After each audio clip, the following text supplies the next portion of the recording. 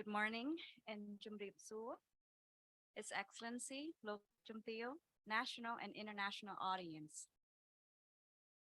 Ladies and gentlemen, welcome to Cambodia Climate Change Summit 2022. We appreciate your presence here deeply. My name is Abby Kuba, and I'm honored to return as your host once again. As always, we, the organizer, are delighted to see so many new faces and also from last year's Spaces Summit, and very excited to host our new guests on this historic land of Angkor Wat. I hope you get a chance to visit the temple if you haven't. The theme of this year's summit is sustainability and collaboration, featuring bespoke sessions on the topics of green energy, climate finance, green business, ecotourism, community engagement, and much more. You can also enjoy beverages while visiting the exhibitors, showcasing their product and service right behind this ballroom. As a tradition, we will start our event with a national anthem. So please rise and respect our national anthem.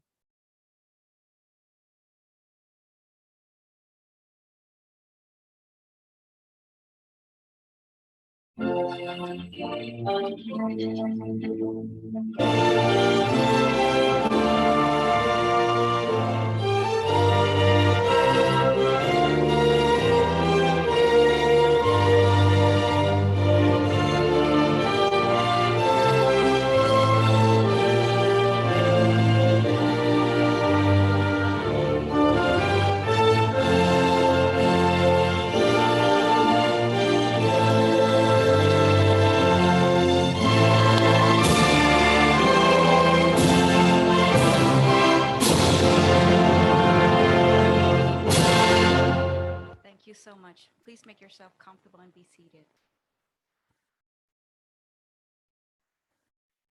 Before we begin our event, we have all of our opening remarks.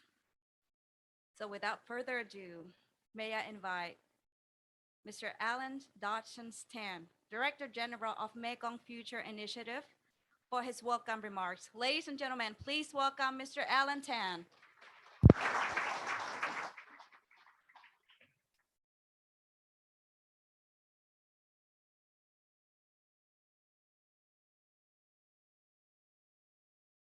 Sai Samal, Minister of Environment, Ambassador Patrick Murphy, Ambassador Pablo Kang, Ambassador Dominic Williams. His Excellency Tap Sopea, Secretary of State, Ministry of Tourism, and representative of His Excellency Tong Kun. Excellencies, ladies and gentlemen, it's my great pleasure to be in here with you this morning holding our first in-person Cambodia Climate Change Summit. We also have another first. This year, we're offsetting the carbon footprint from this conference with a tree planting on Wednesday morning, making this one of the first carbon neutral conferences in Cambodia, made possible by the support of USAID and their implementing partners. You might also notice a few other things about this conference. We've taken other measures, such as eliminating printed backdrops throughout the summit, printed programs, and other materials. You'll also see outside a very attractive backdrop for your photos to promote the summit that's made by a local artist from Siem Reap, Salong Vat, using reused materials outside. We'll also reuse your badges next year, so please drop them in the bin on your way out today before you leave. And for those staying at the hotel, there is a new sustainability policy in place eliminating plastic bottles in the guest rooms. More broadly, the conference is bringing together those of us who have not met, certainly for the last few years. The themes of this summit are environmental collaboration and sustainability. And on the topic of collaboration, we're very pleased to have such a diverse range of participants from the private sector, including a very strong showing from Forte, Smart, Heineken, who will showcase steps towards their sustainability in their Cambodia operations. Also joining us are a broad range of session hosts, including the Australian Embassy, BritCham, IDE, PwC, YEAC, Impact Hub, the Asian Vision Institute, and CVIA. Showcasing sustainability, the CCCS22 Expo, will open today in the room next door and extends outside to include those pretty cool EVs you saw when you were walking in. Another interesting fact is that those scooters are made and manufactured by a Cambodian group, and you can actually sign up to drive those vehicles tomorrow. Yeah, so you can get your name on that list today. Tomorrow morning, while some of us will be at the tree planting, in this room, the Cambodia Climate Change Youth Summit will kick off. With more than 100 youth participants, the agenda for that event was composed entirely by the Youth Committee and includes sessions on Cambodian youth contribution in promoting sustainability and a climate action movers workshop. And the goal of this summit is to inspire collaboration. And it was great to see a lot of you last night at the cocktail event hosted by Heineken. And it went longer than we expected, which I think is a testament to how happy we are to see each other in person and get a chance to meet. And we hope you used the time between sessions today to also get to know each other. And please don't forget the gala dinner, which will be hosted in this room this evening. As I conclude, I would like to thank the Ministry of Environment and their team for the very close cooperation during the organization of this conference, and our headline sponsor, the USAID and US Embassy Phnom Penh, for their support and thought leadership. Our main event sponsors, the British Embassy, the Australian Embassy, BritCham, the Youth Summit partners, IDE, Impact Hub, CVIA, YEAC, and AVI, and our sponsors, Forte, Heineken, Smart, Oxfam, Coca-Cola, and media partner, Cambodia Investment Review. But lastly, and certainly not least, I'd like to thank the Mekong Future Initiative staff and the over 20 volunteers from PEPI Empowering Youth, which is a local nonprofit here in Siem Reap, which focuses on personal and professional growth for rural youth in Siem Reap. You can see them in the blue shirts. Blue shirts, raise your hands. So everybody join me in a round of applause. These talented young people are volunteering basically for lunch today and just to be here to help you have a wonderful experience. So if you have a chance to say hi to them, please do. And I hope that you have a wonderful and productive conference, and I look forward to personally meeting you throughout this event today. Sam Akon. Thank you so much, Alan, for your opening remark. Ladies and gentlemen, next may I invite our guest of honor, the U.S. Ambassador, Mr. W. Patrick Murphy. Please welcome Mr. Patrick Murphy from the U.S. Embassy.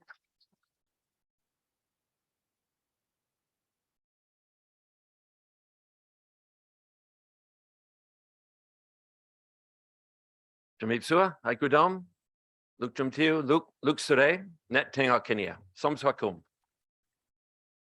It is a pleasurable morning to be with all of you, and I'm very grateful for the Ministry of Environment and the Mekong Future Initiative for hosting us all and putting on this event. For me, it's a great honor to be here for the second year. I'm delighted to be with our partner, His Excellency, the Minister of Environment, Sai Samal, my terrific counterparts, Australian Ambassador Pablo Kang, UK Ambassador Dominic Williams, and thank you very much to Alan Tan of WorldBridge Group for his convening powers and authority. He's brought us all here together. The United States is firmly committed to addressing shared climate challenges and the mutual opportunity we have to advance green economies. This event is about partnership and collaboration. We really must work together to achieve a more sustainable environment and a prosperous economy for the Kingdom of Cambodia, for the region, and for the globe. Climate change is a borderless threat and one that affects human health and economic development globally. Addressing climate change is both an imperative and an important opportunity before us. We all must enable a strong, stable, and inclusive economic recovery aligned with long-term climate goals. we're doing our part to try and lead with a bold agenda. The United States has convened major climate summits, helped deliver critical agreements, and we're working hard to get the world's economies, including our own, on track to limit warming to 1.5 degrees Celsius.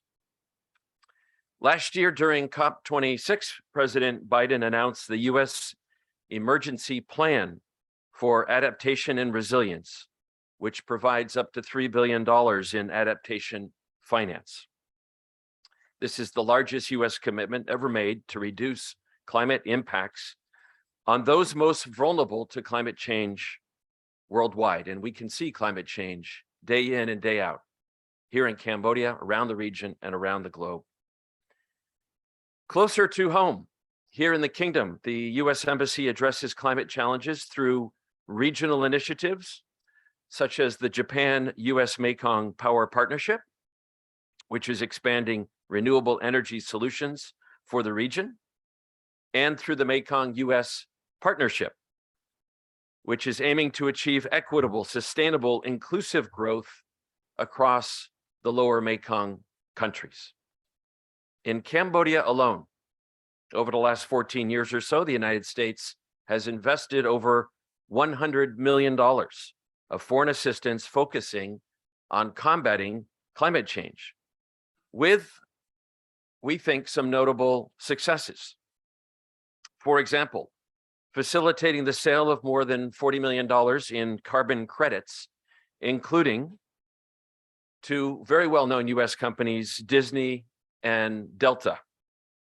We've helped dozens of local community organizations build their resilience and adapt to climate change. We've also worked with youth to change behaviors on reducing the demand for bushmeat and littering, two big challenges here in Cambodia. Our projects in the Kingdom have become quite synonymous with mitigating the impact of climate change. For example, USAID's Greening Prey Long, $25 million program to promote resilient, low-emission development, lowering greenhouse gas emissions.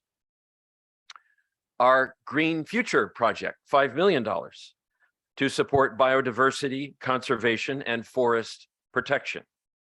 And one of our newest programs, Moradok by Tong, a $25 million multi-year program that creates partnerships between rural communities and the private sector to try and achieve sustainable natural resource management. We also like to practice what we preach. At the US Embassy in Phnom Penh, our solar panels, not always visible at ground level, they're up on the roof, but they generate 240 kilowatts per hour, which is about 11% of our total power consumption. We are planning to do our best to try and double that figure over the next couple of years. Secretary of State Antony Blinken was here in Cambodia not too long ago. And when he was here, he announced a new $25 million food security program for Cambodia, which will include a climate smart component, introducing improved technologies to help farmers adapt their practices to the changing climate, such as introducing drought-resistant seeds. That food security program also includes a large grant facility to help businesses adopt better technologies and practices to help reduce greenhouse gas emissions. The United States Special Presidential Envoy on Climate, John Kerry, headlined the ASEAN-US Dialogue on Environment and Climate Change just a few weeks ago on October 7th, deepening our cooperation with regional partners in the run-up to COP27 this year taking place in Egypt. One of the outcomes of that meeting, ASEAN and US officials agreed to elevate climate engagement to include annual meetings among senior officials. The momentum, I dare say, is quite contagious, and action is really needed. I'm particularly pleased today to see the private sector here, civil society organizations, communities, and youth groups all play an important role in implementing our collective climate change agenda, especially youth. We need you now. You are not leaders of the future. You are leaders of today. Your creativity, your innovation, your enthusiasm is what we need to solve these momentous challenges. I'm looking forward to our USAID implementing partners' contributions at this summit and other partners on the role private finance can play in reducing climate impact and community resilience to climate change. We truly are gathered for an important reason. This isn't just another summit, another series of meetings, but we must address incredible challenges that our human population is facing. Thank you all very much for the honor and the pleasure to be among you. Akun Jurang, thank you. Thank you so much, Ambassador. Next, may I have the honor to invite His Excellency Sai Som-al, Minister of Environment. Please welcome His Excellency Sai Som-al.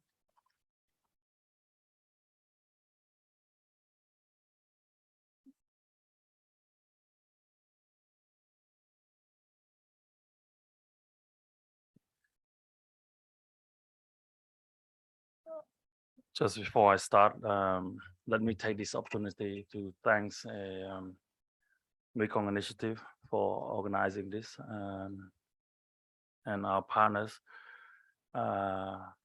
Second time that we have this, and I hope we have this kind of gatherings more because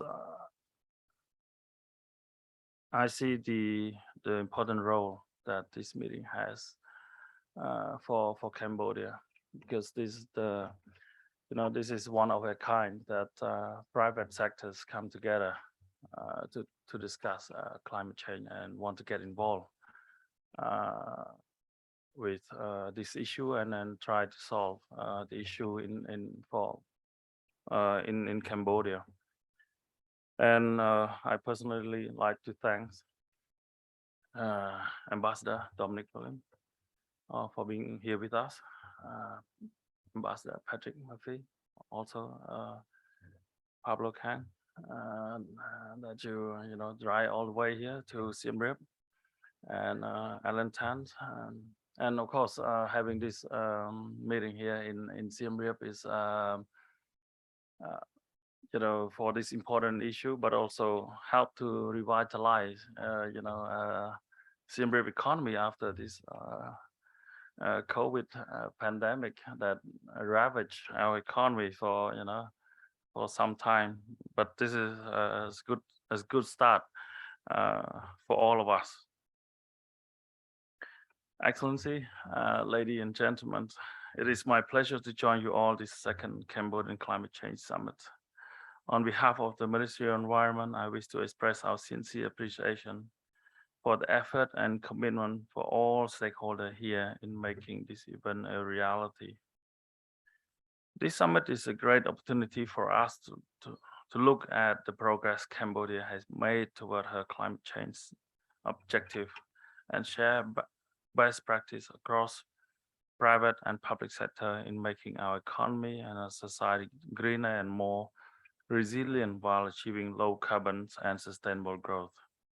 It is also a significant platform to exchange views with our development partners and to further expand our cooperations. Unlike last year, our meeting happened in a very different context. The geopolitical tension, war in Ukraine, and climate-related disaster in various countries have created major disruption in the global foods and energy markets. A global cost of living crisis is also making economic recovery from COVID-19 more difficult. Again, the most vulnerable in our society are bearing the most significant costs. At COP26, we saw unprecedented mobilization of private sectors in support of climate change agenda and resolve many important issues, including the new regime of carbon finance. However, some serious business remains unfinished, such as the need for more ambitious on mitigation to stay in line with the objective of the Paris Agreement, and the need to increase finance for adaptation with a particular focus on at least developed country and small island developing states. Additionally, in the current global circumstances, many of the largest emitters seem tempted to reverse the effect put in the fight against climate change, particularly the attempt to increase their reliance on fossil fuel to address the crisis. This could be deemed short-sighted as it paved the way for climate crisis of a much bigger magnitude. Cambodia is a small emitter of greenhouse gases, has been doing our best to contribute to international effort in addressing environmental problems. Nationally, we have strengthened measures to ensure environmental protection, biodiversity conservation, sustainable development. Internationally, we have joined all major multilateral environmental agreement, and our contribution to have been multiplied, thanks indeed to our peace and political stability, which allowed us steady economic growth averaging over 7% per annum during the last 2 decades, just to be interrupted by COVID-19 crisis. Since our meeting last year, we have become the first country in ASEAN and the second LDC globally to submit a long-term strategy for carbon neutrality with a 2050 target. We have also increased transparency with online tracking system for NDC implementation. The first annual report was issued this year. Level of public finance allocated to climate changes related activity have kept increasing, reaching 2.3% of our GDP in 2021. Moreover, as a member of ASEAN and also a chair of ASEAN, we are committed to support ASEAN Community Vision 2025. We reorganize the need to support more balanced economic growth within the regions and beyond. And to sustain environment, we are living through good governance, innovation, knowledge-based economy. In his role as the 2022 ASEAN Chair, our Honorable Prime Minister initiated ASEAN Green Deal so as to put ASEAN future on a green, resilient, and sustainable pathway and ultimately contribute to our grand goal. As we are emerging from this pandemic, I believe good opportunities have also emerged.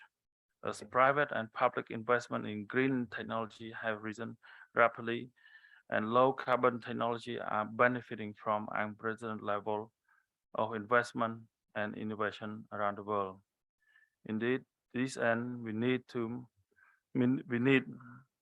multilateralism, global solidarity, cooperation, and technology transfer. Cambodia need developed country to step up the effort in line with principle of common but differentiated responsibility and respect capability enshrined in the UNFCCC. This including finance, transfer of technology and skill, and support for us to integrate new value chains. Crucially, we will need private investment. For mitigation, more than 2/3 of our resource needed to achieve our 2050 objective will have to come from private sectors. I think this is very important. I think for the first time, we able to roughly calculate that, 2/3 that are needed. Private finance also has an important role to play in adaptation. This would be great if blend finance and cheap loan are made available to community most vulnerable to shock from such crises as climate change and COVID pandemics. Our government provides incentive for green investment as reflected in our new investment law revised sustainably to accommodate our commitment and global trend. We have also been working on streamlining greens and sustainable finance. As a Red Plus champion, Cambodia hope to further promote such finance from a better carbon trade, especially after Paris Agreement guidelines were finalized at COP26. The Ministry of Environment, Ministry of Economic and Finance, and the National Bank of Cambodia are all working to bring more green finance to Cambodia entrepreneurs through access to green climate fund or through adoption of sustainable finance practice in banking sectors. In the energy sectors, we have seen increased investment in renewable, and we hope to see energy efficiency effort to take off with adoption of our national energy efficiency policy expected at the end of this year. This will contribute to more resilient and low carbon energy sectors. Before I end my remark, I like to underline a few things here. Alan was raised many points that even this gathering, try to be really green and reduce the impacts on environment. For us, yesterday, the Ministry of Environment became the first ministry that do all finance and accountant online. This is save a lot of time for us, and we reduce the step that we need to undertake. Normally, we need to complete around 100 steps, for finance clearance between our ministry and the Ministry of Economic and Finance. So when we go online, it just takes about probably five steps to clear. On average, about 5 steps to clear everything, right? So for us, it saves time.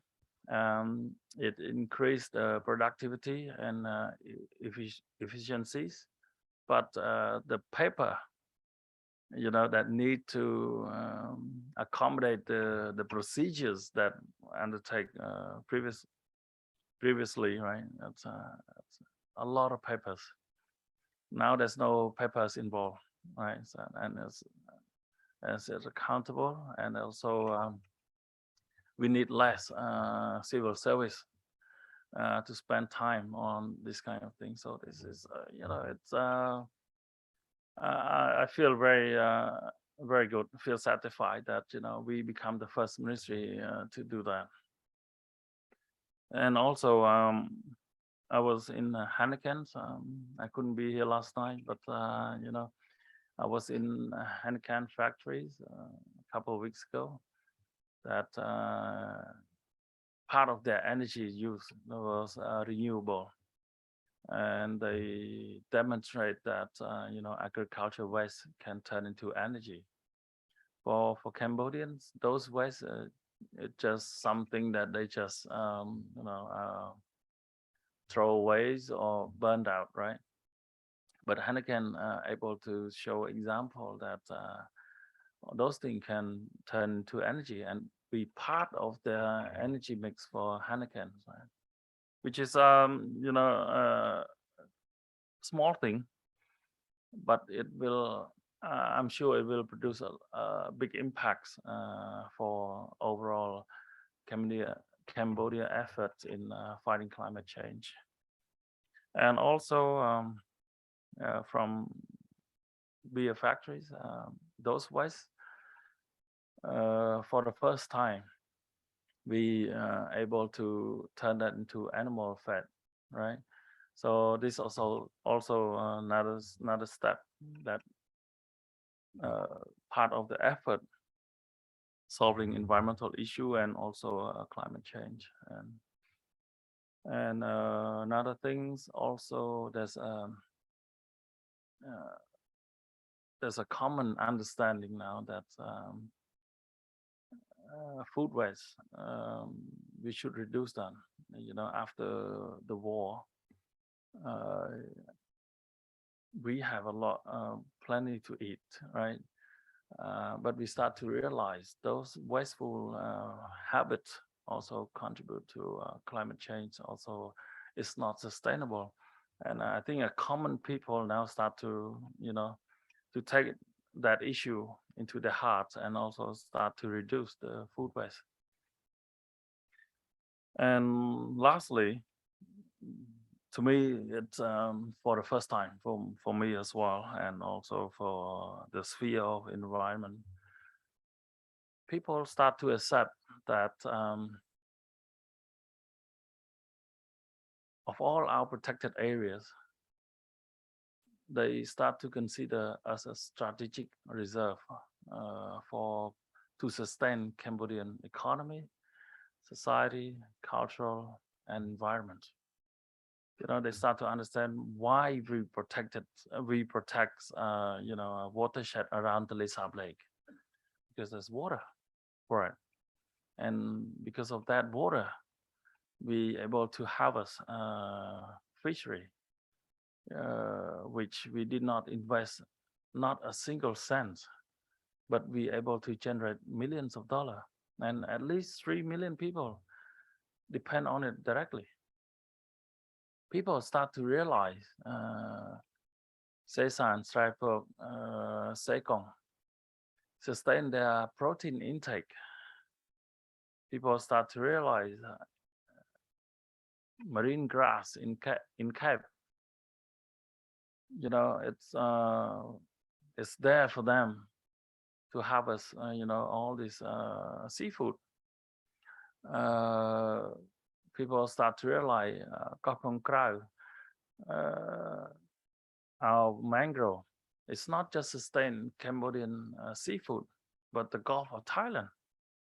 So this thing, start to resonate with our common people, not just the middle class that you see this emerge after the war, right? After we attain peace and stability, we have this increased number of middle class. They accepted that. We've been talking about how important to protect of our national park, right? But now, lower down in our society, people start to realize that, people living in the community, if they, don't use pesticide, if they don't use agriculture chemical in the forest that they living with, right? They're able to harvest mushroom, and those mushroom, small thing, but per family, if they harvest within 2-3 weeks, they're able to buy motorbike. They're able to, pay off their loan, right? Which also we try to work with Mekong Initiative with to see if we can lower the loan for those community that are living in the protected area. And lastly, you see young Cambodians go around our national park, camping, bushwalking, water rafting, you name it, right? Barbecue in the bush, right? So things have changed, right? Change for good.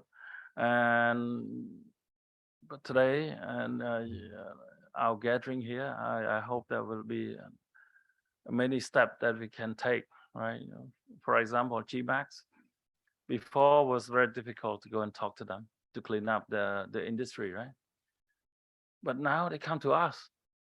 600 of them say, okay, help us to clean up our factories, right? Because consumer behaviors have changed.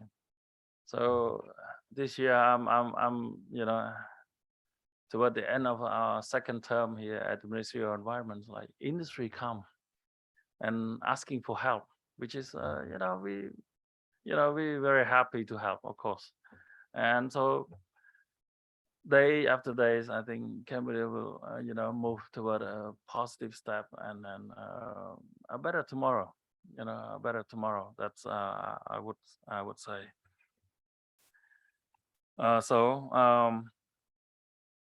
We are fortunate to have a highly committed group of private public and civil society actors dedicated to climate change response in Cambodia. Let's increase the momentum and achieve our goal for a prosperous economy that is low carbon and more resilient to shock. Thank you very much, and I wish you have a fruitful discussion and and also have a clear step on what we have to do next on from the part of private sector, and I'll welcome any recommendation from private sectors to us, especially before we depart for COP27 in Sharm el-Sheikh. Thank you.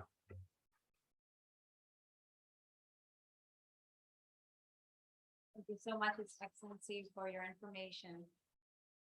Ladies and gentlemen, before we continue with our agendas today, please enjoy the 5 minutes video from Lord Goldsmith, the Minister of State for Asia, Energy, Climate and Environment of the United Kingdom.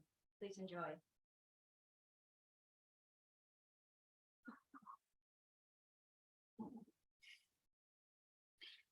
It's an honor to speak to you all today, and I'm only sorry that I can't be there in person, but I look forward to meeting many of you in my role as UK Minister for Asia, Energy, Climate and Environment. Now, during the UK's tenure as COP26 President, we were able, with strong support from international partners, including Cambodia, to deliver commitments which, if honoured, will keep alive our goal of keeping global warming within 1.5 degrees.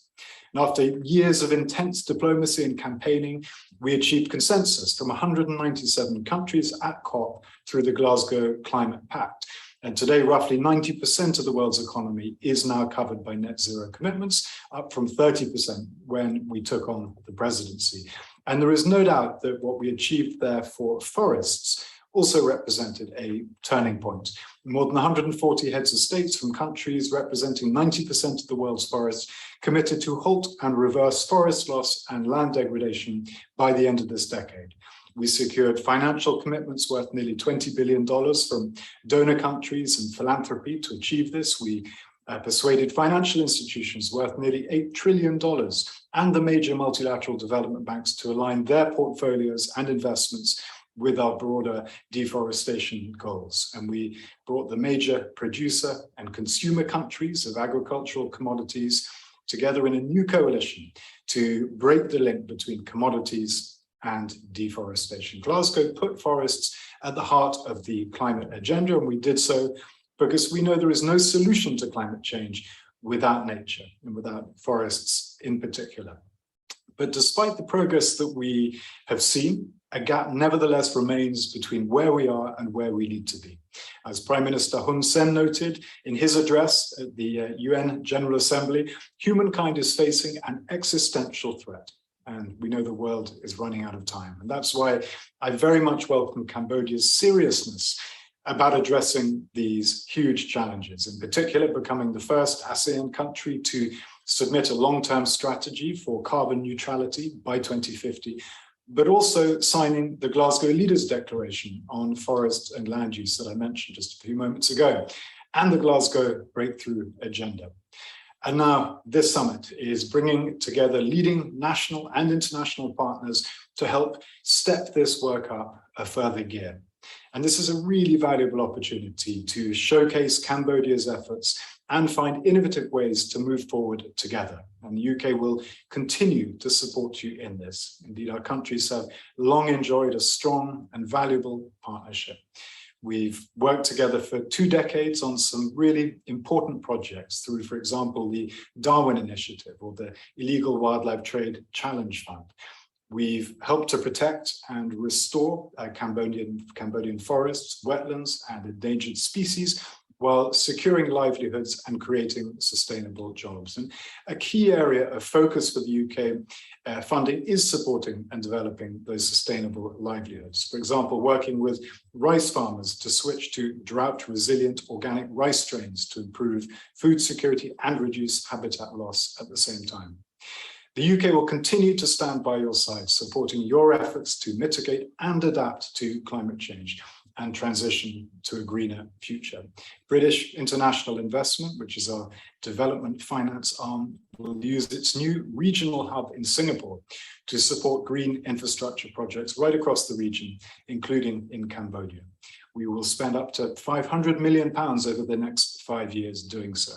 We've also committed to £110 million to the ASEAN Catalytic Green Finance Facility to boost renewables and turbocharge sustainable infrastructure projects, including green transport. Cambodia will also benefit from SCDO regional adaptation work through CARA, that's the Climate Action for a Resilient Asia program, which is helping build the resilience of economies and vulnerable communities to the climate crisis across the Indo-Pacific region. And we'll also support Cambodia through our £100 million Worldwide Biodiverse Landscapes Fund and through our support for the Green Finance Fund, a Green Climate Fund. Meanwhile, the new ASEAN Green Deal demonstrates a united response across Southeast Asia to the challenges and impacts of climate change. And we look forward to hearing much more about this initiative and exploring how we can help to make it a reality. In this and many other areas besides, I look forward to working with Cambodia and international partners. Together, we can take the urgent, decisive steps necessary to implement the Glasgow Pact in full and give our planet a chance. I'm sure this gathering will play an important role, and I wish you all the very best for a successful summit. Thank you so much. Well, I'd like to thank Lord Goldsmith for preparing this video for us. Ladies and gentlemen, now we are finally moving into our next topic, the international policy.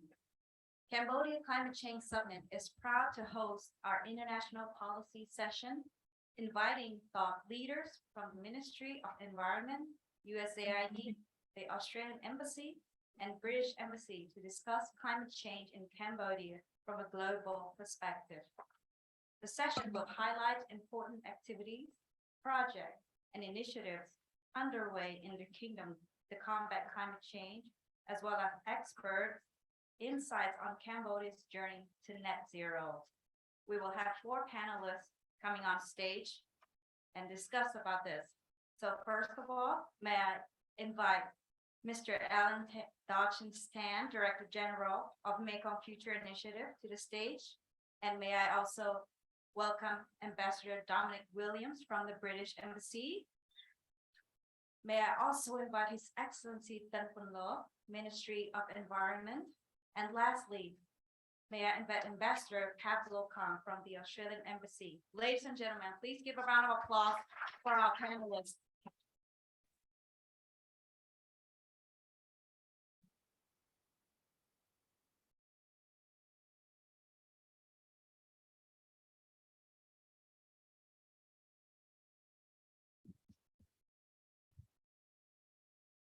Well, good morning again. So we are very fortunate to be joined by such an incredible group today, as you've seen on our agenda. And so kicking off this morning's talk and kind of framing the rest of the summit, we understand as businesses, as nonprofits, as civil society, that we operate within a framework of policy, and that policy is set by governments in consultation, often with us, and governments have also agendas and work together, as we saw the leadership of the United Kingdom at COP26 last year, which was a topic of CCCS21. So with that, Ambassador Williams, would you mind sharing some of the work the British Embassy is doing here in Cambodia? Yes. I could look Jim too, look sray. Dambong Knyom Jangmie ta Knyom Sabai Rikrie Muktini Kinaini Tambai Nie Ambi Kaprai Braul Akasatiet. Bipru via Panyaha som Kanchin Ke Bompot, no Kanong People Blok Pachubani. I hope you'll all forgive me for just saying a few words at the start in Khmer. This is my first official visit to Siem Reap, and it felt appropriate to open in the ancient language of Angkor. I was just saying that I'm delighted to be here because this is the most important issue in the world today. And you've heard from our minister, from us as outgoing COP presidents, how much effort the UK is putting into this. I was really struck listening to my colleague, the US ambassador and the Minister of Environment, about the need for organizations to walk the talk on climate change. And I think I would like to share with you all that we traveled up yesterday by electric vehicle from Phnom Penh. And this is the very first time we've taken an electric vehicle outside the city. There's nowhere we can charge it on the route. So it did feel a little bit bold and a little bit edgy. And we were all wearing shorts and t-shirts and we had the air conditioning turned off. But I think that's an example of the kind of bold action that we all need to take in changing our behaviors in order to combat the threat, the existential threat that's facing humanity. You've already heard from our minister, so I'm not going to repeat too much of what he said. But I think for the UK, we tend to think about climate change work in terms of three broad areas, which are work on climate, work on people, and work on nature. So work on climate, I mean, I'm delighted to say, and I would like to congratulate the Honourable Minister, that Cambodia has a huge level of ambition in tackling climate change. So actually, in looking at the specific climate issues around mitigation and adaptation, the challenges in Cambodia are really around implementing those commitments. And that's where we really want to partner and support Cambodia.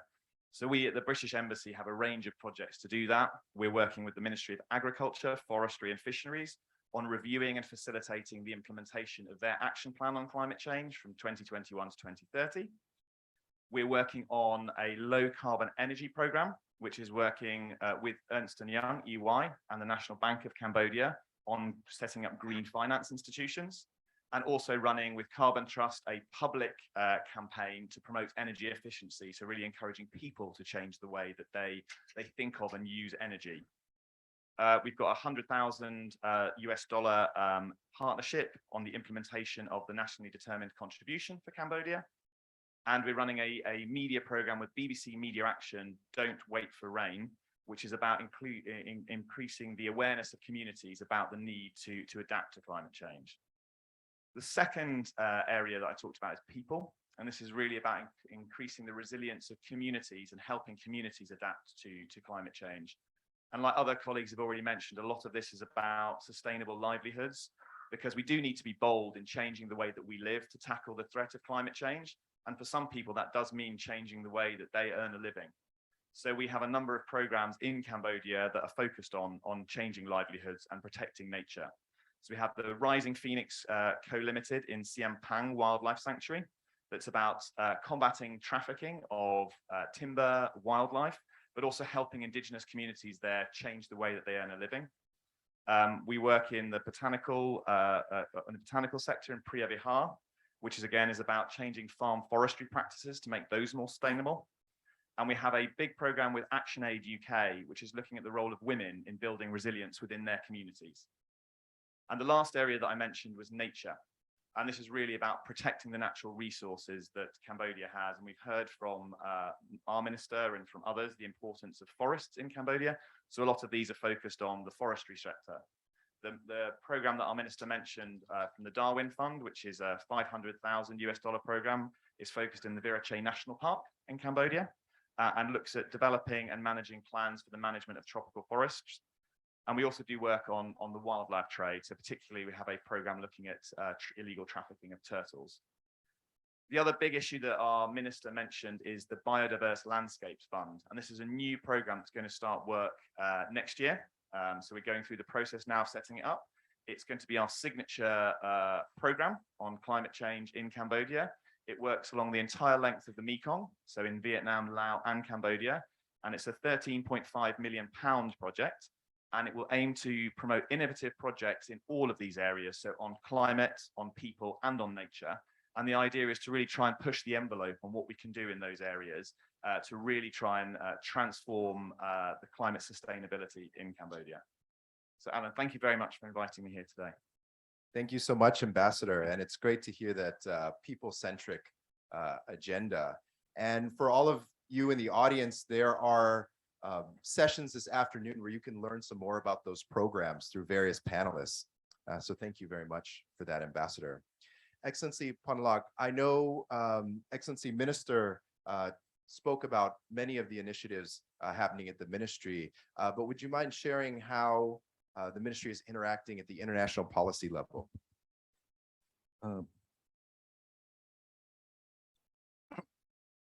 Thank you, Alan, and a very good morning, Excellency Minister, Excellency Ambassadors, distinguished delegates. The theme that I supposed to talk about is very broad on international climate policy. So I really try to limit to certain important aspects that I think are really important for Cambodia. First, I would like to say that we are living in very challenging times. The combined impacts, the combined effects of not just climate change, COVID-19, and the ongoing conflict in Ukraine make our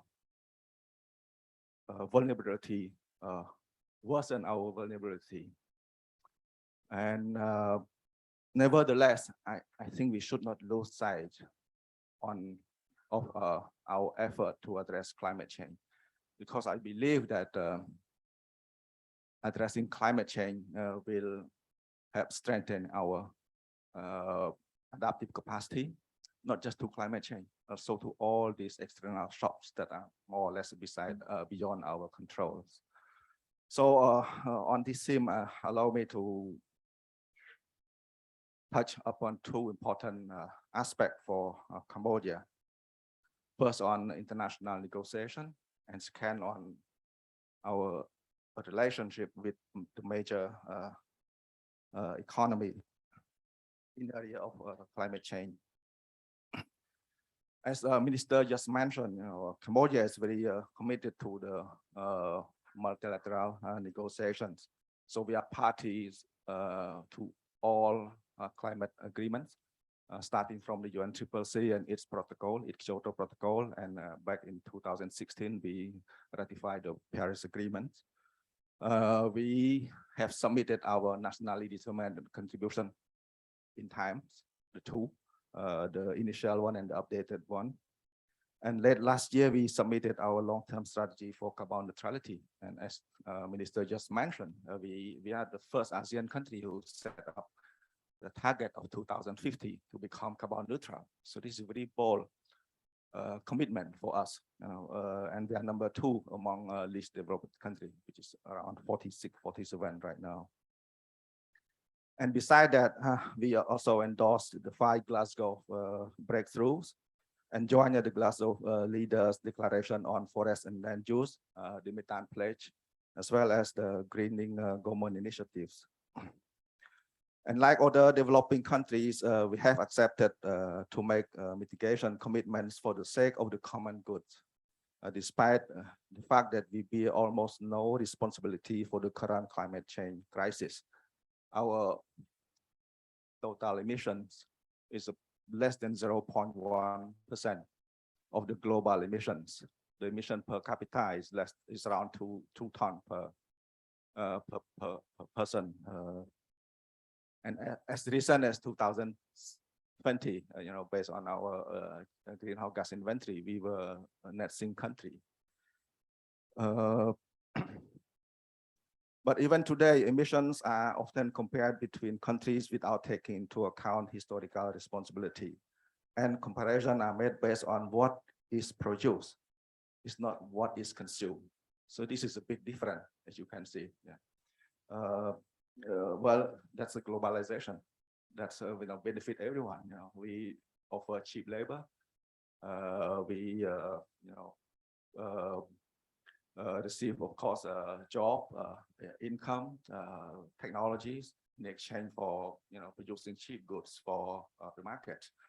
But this important aspect, that to me is kind of compromise even for developing country, where we calculate emission based on production, not based on consumption. So it's a big difference.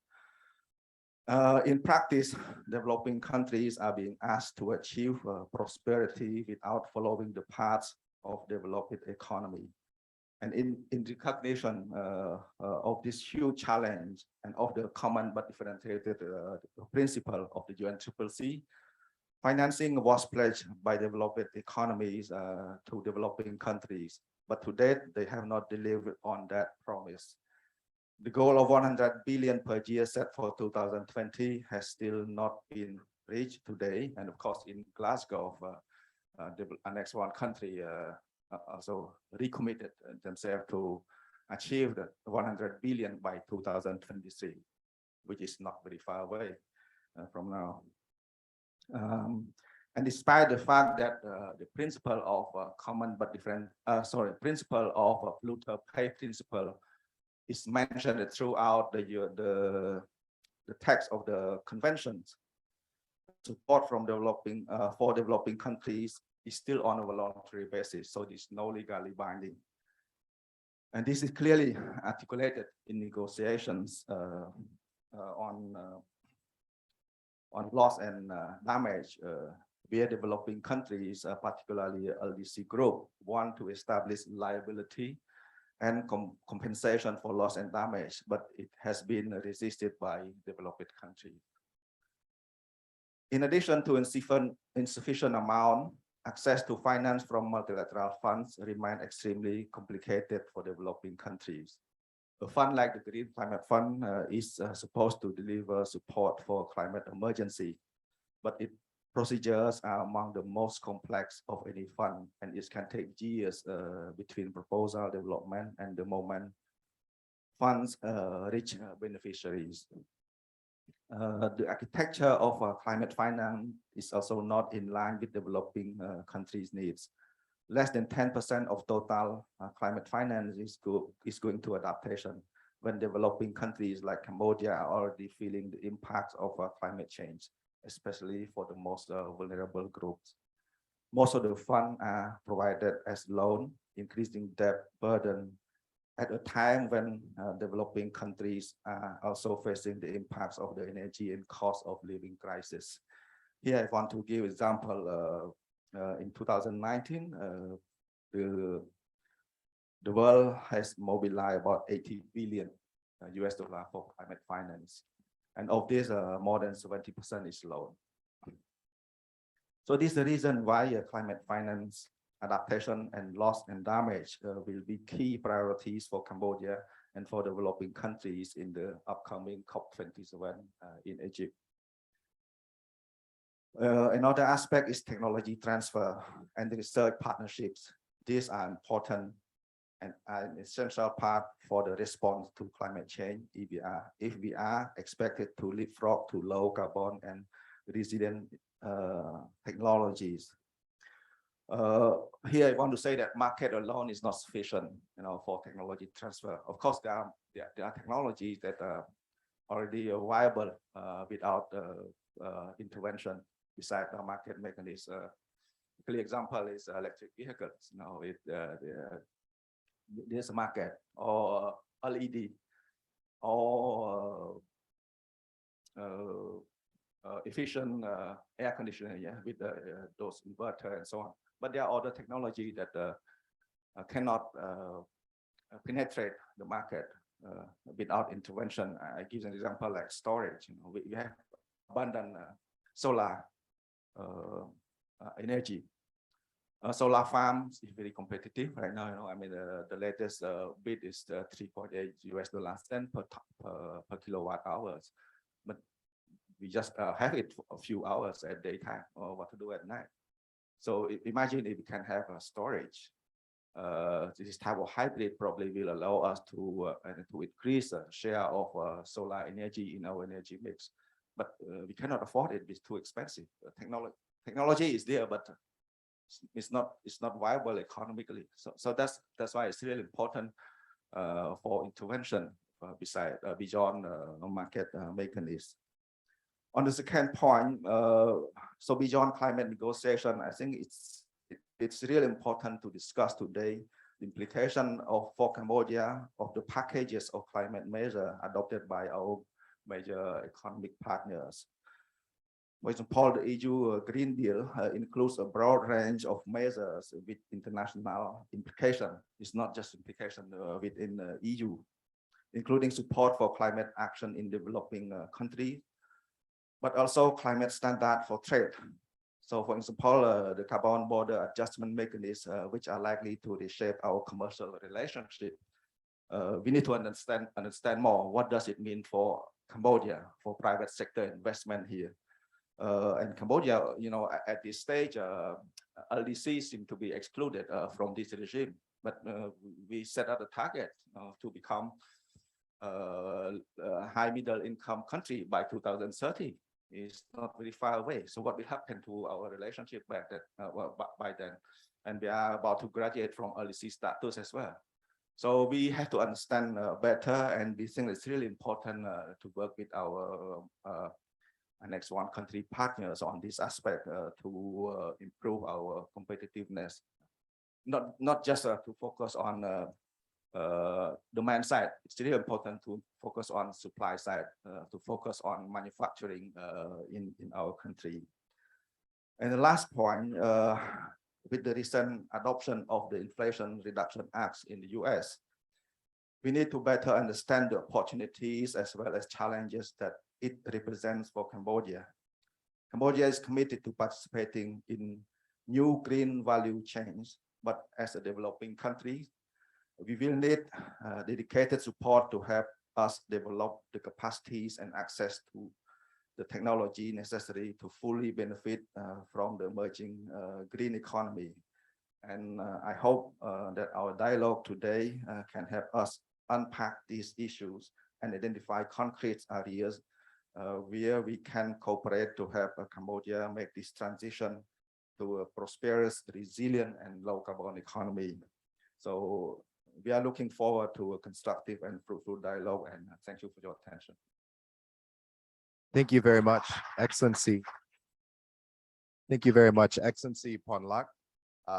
It's clear your portfolio is quite large and you have many issues to deal with. I learned a lot from that myself, and I think being #2 in the LDCs is something Cambodia can be, I think, also proud of. So thank you for that.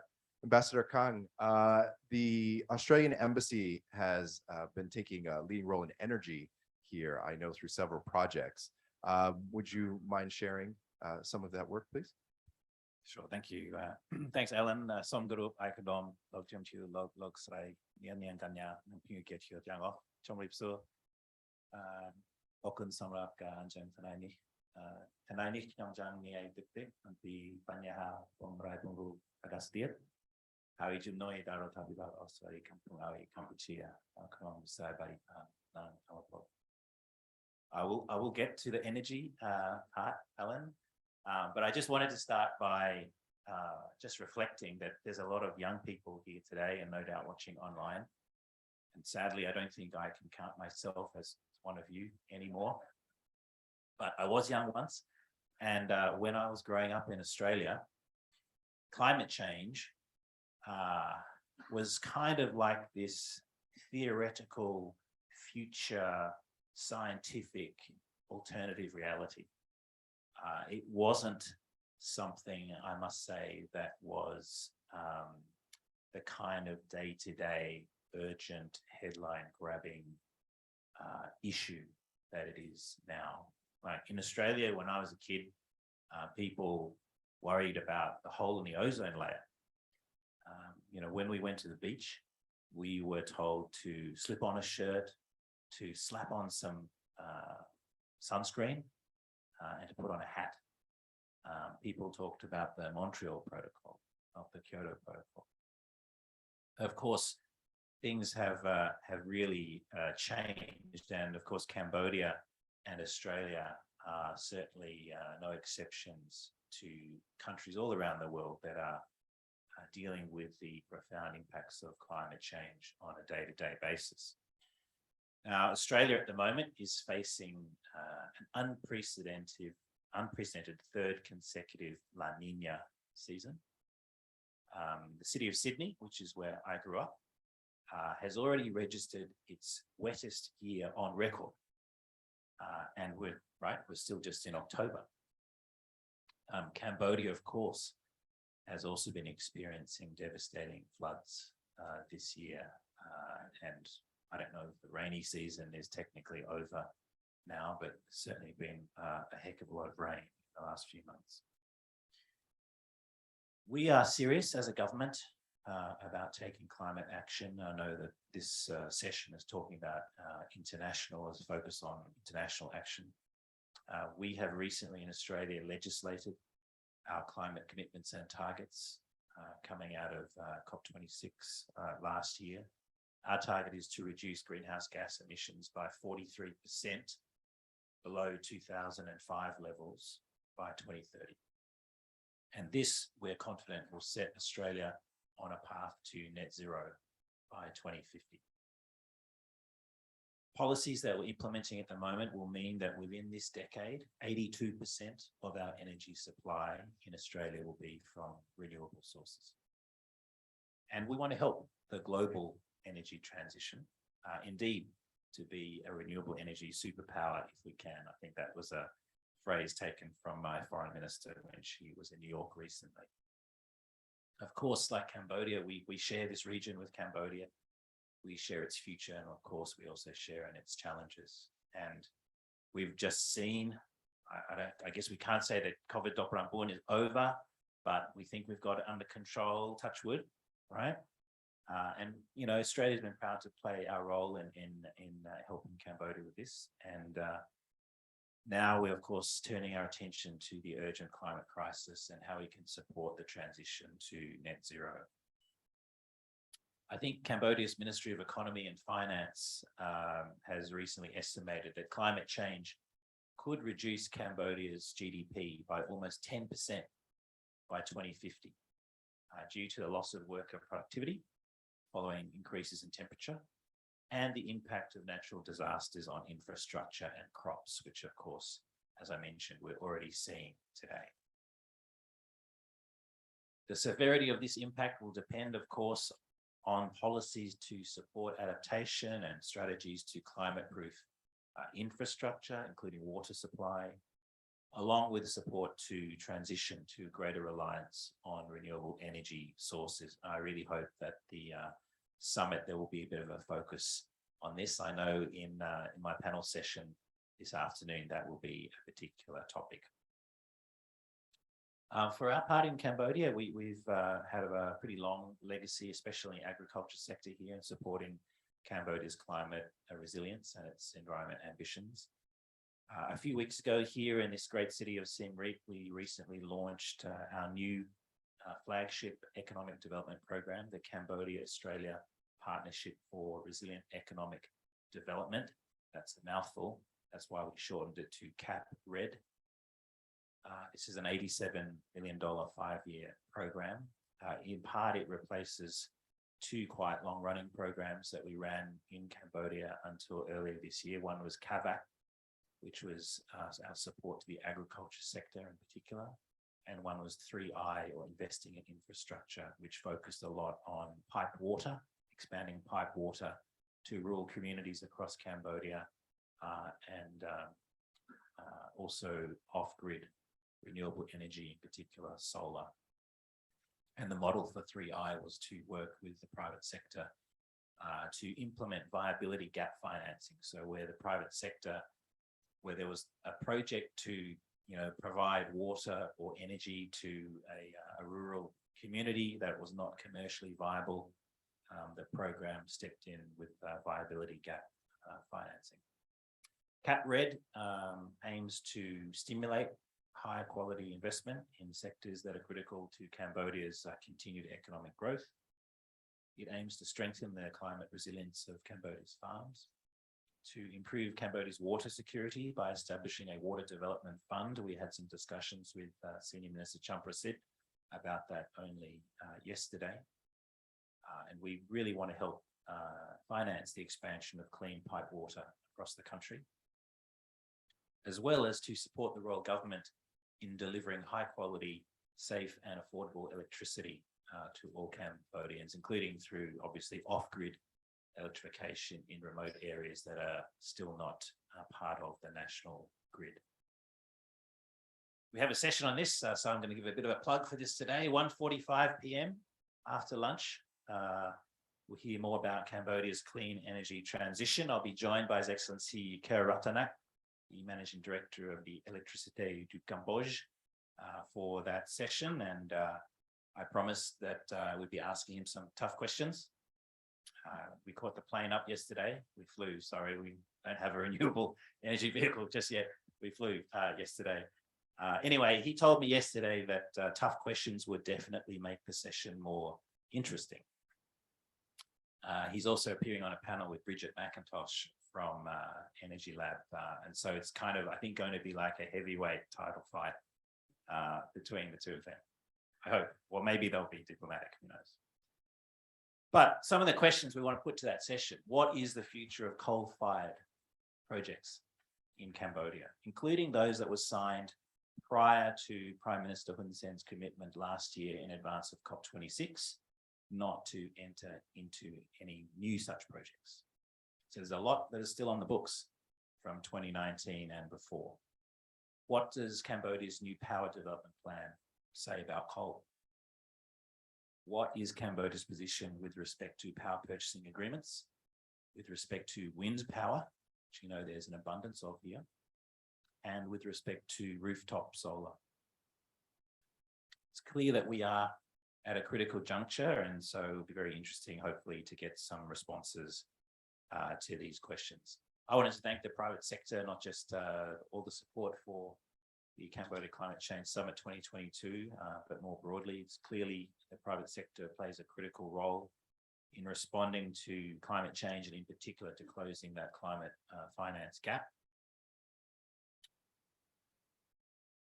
We certainly have the tools, I think, to achieve climate targets, but we have to act with ambition, with solidarity and with urgency. And so I wanted to commend the Ministry of the Environment, Excellency Sai Sam Al, Excellency Timperlok here today, Mekong Future Initiative, for hosting this event, providing a platform for all of us to bring us together to champion efforts towards sustainability and climate adaptation, climate mitigation, and climate resilience. Thank you.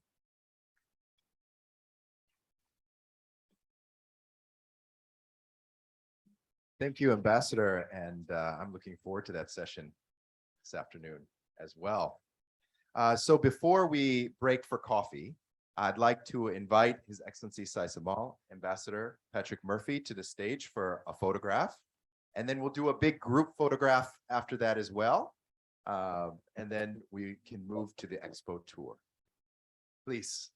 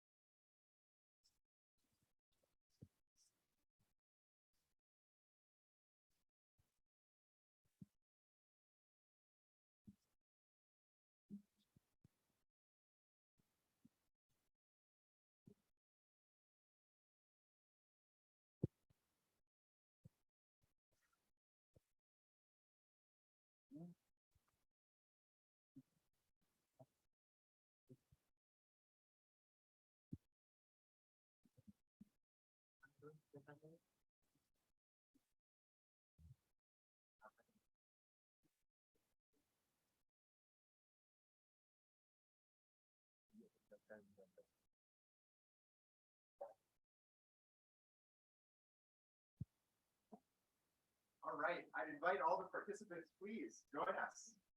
Let's get a group photo before the coffee.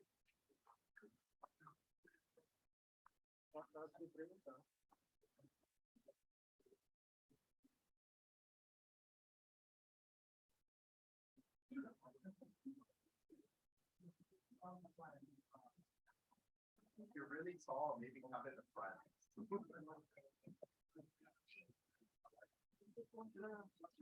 Please don't be shy. Please be shy.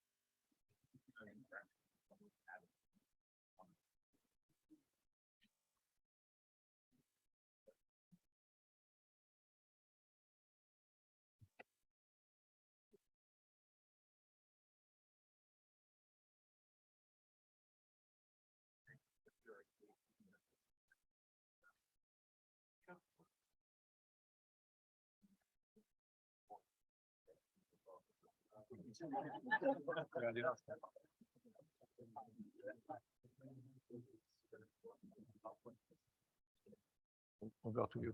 Testing.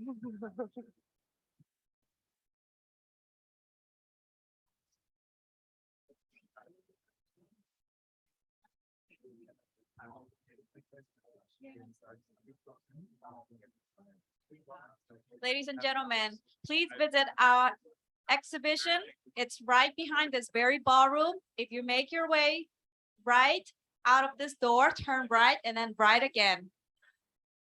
So we have about 15 to 20 minutes break, and I shall see you back here at 10 and 10 a.m.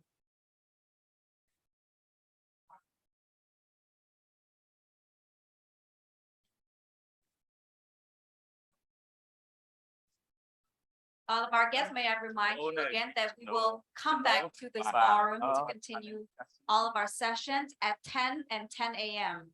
So right now, please enjoy your coffee break and visit the exhibition right next to this ballroom on the right side.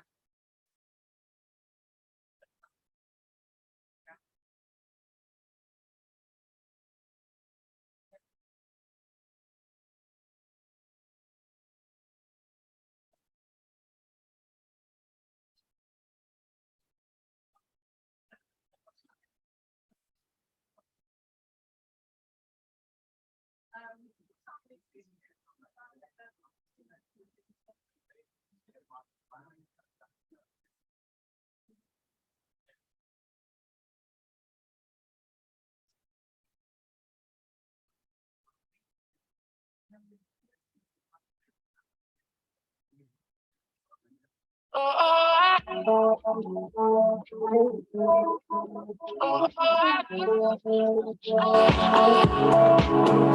the night is my world.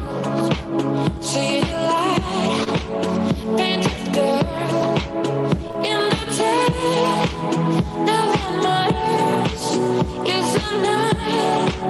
Some flatters in the night. No control through the wall. Something's breaking when you want it. As you're walking down the street of my soul, you take the stuff, you take my self-control. You got me living on the fire the night. Before the morning comes, the story is told. You take myself, you take my self-control. Another night, another day goes by. I never stop myself to wonder why. You help me to forget to play my role. You take myself, you take my self-control. I live among the creatures of the night. I haven't got the will to try and find it. I guess I'll get tomorrow, so I guess I'll just believe that tomorrow never comes the same night.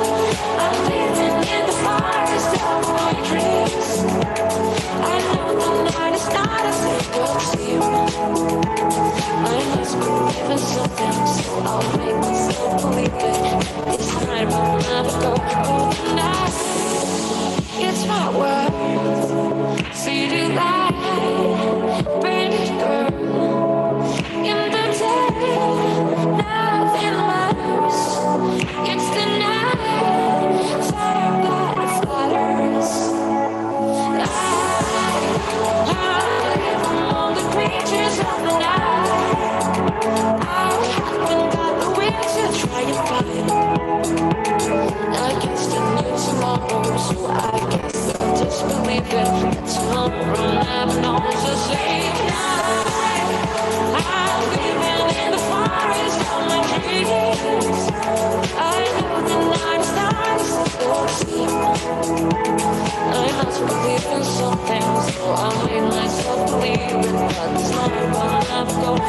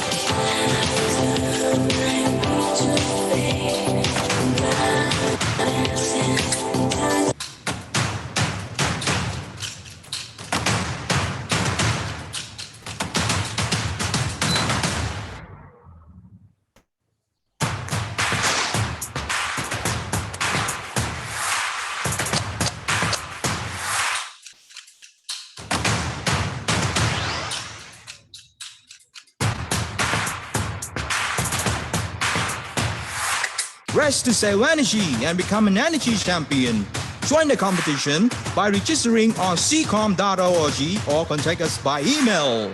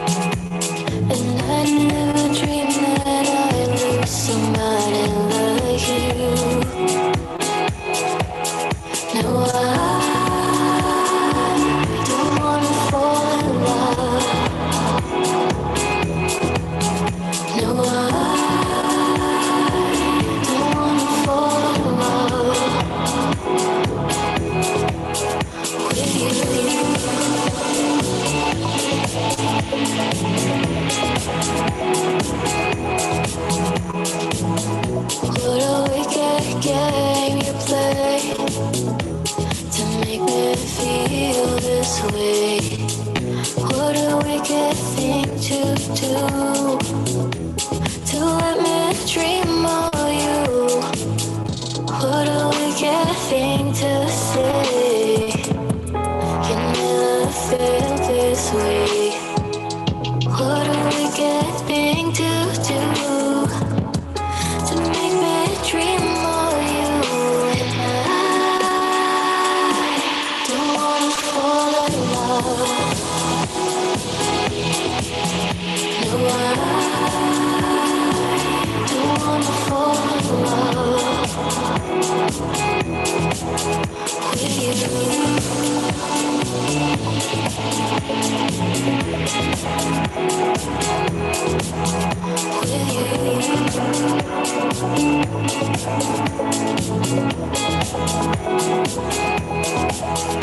No, I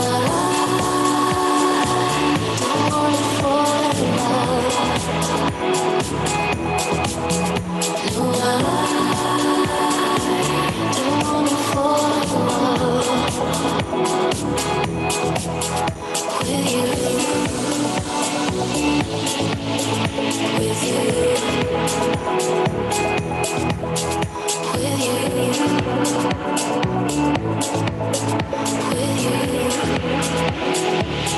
you.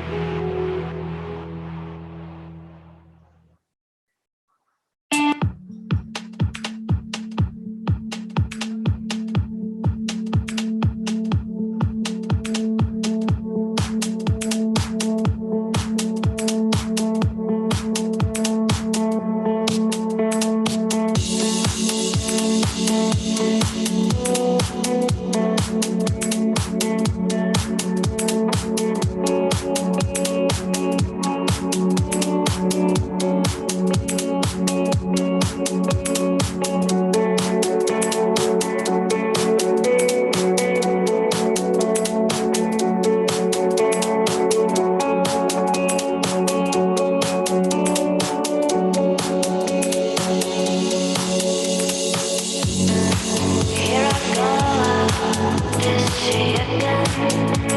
The sunshine fills my hair, and dreams end in fear. Ghosts in the sky and in my blue eyes. You know it feels unfair. There's no magic anywhere. Look at me standing here, on my own again. I'm straight in the sunshine. No need to run and hide. It's so wonderful, wonderful life. No need to love or cry. It's so wonderful, wonderful life. Stones in your eyes, the heat in your hair. The sea without hate you, because you're there. And I need a friend. Oh, I need a friend to make me happy. I'll stand here on my own. Look at me standing here on my own again.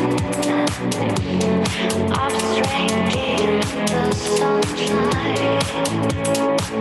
No need to run and hide. It's a wonderful, wonderful life. No need to laugh or cry. It's so wonderful, wonderful life. Oh, I need a friend. Oh, I need a friend. No need to run and hide. It's a wonderful, wonderful life. No need to laugh or cry.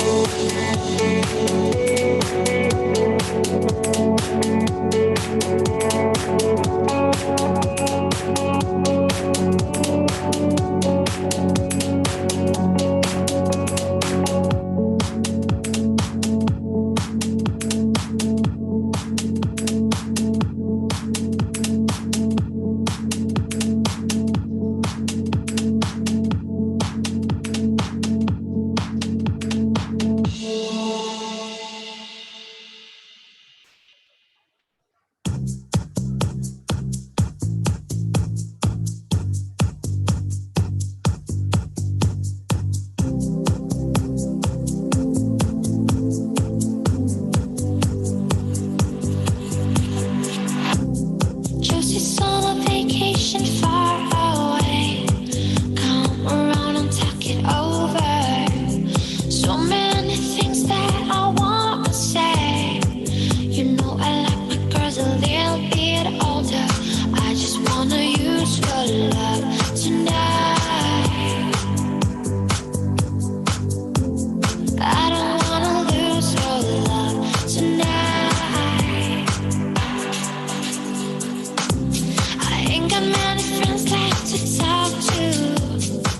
No one's around when I'm in trouble. You know I'd do anything for you. Stay the night but keep it undercover. I just wanna use your love tonight. Oh, I don't wanna lose your love tonight.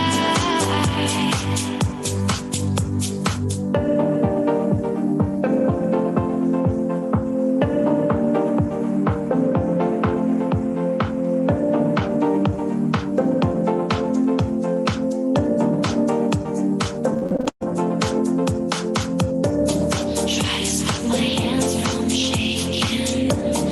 Something in my mind's not making sense. It's been a while since we were all alone. I can hide the way I'm feeling. As you leave me, please would you close the door? And don't forget what I told you. Just 'cause you're right, that don't mean I'm wrong. Another shoulder to cry upon. I just wanna use your love tonight. Yeah, I don't wanna lose your love tonight. I just wanna use your love tonight. I don't wanna lose your love tonight.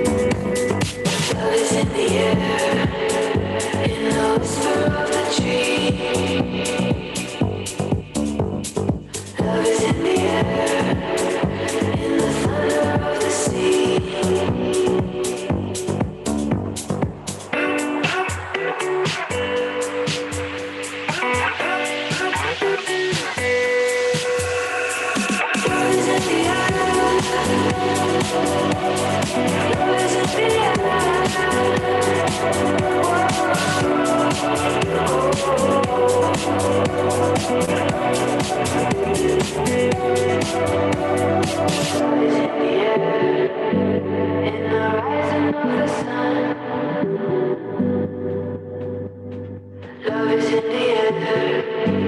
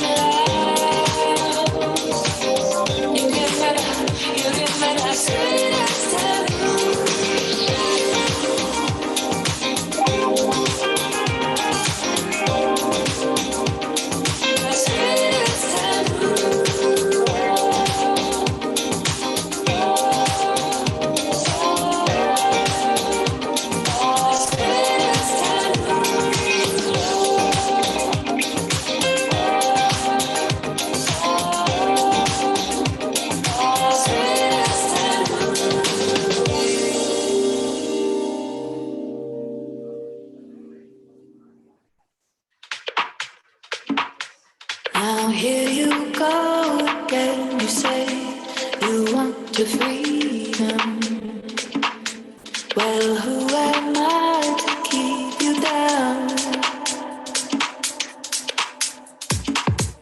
It's only right that you should play the way you feel it. But listen carefully to the sound of your loneliness, like a heartbeat drives you mad. In the stillness of remembering what you had and what you lost and what you had and what you lost. Thunder only happens when it's raining.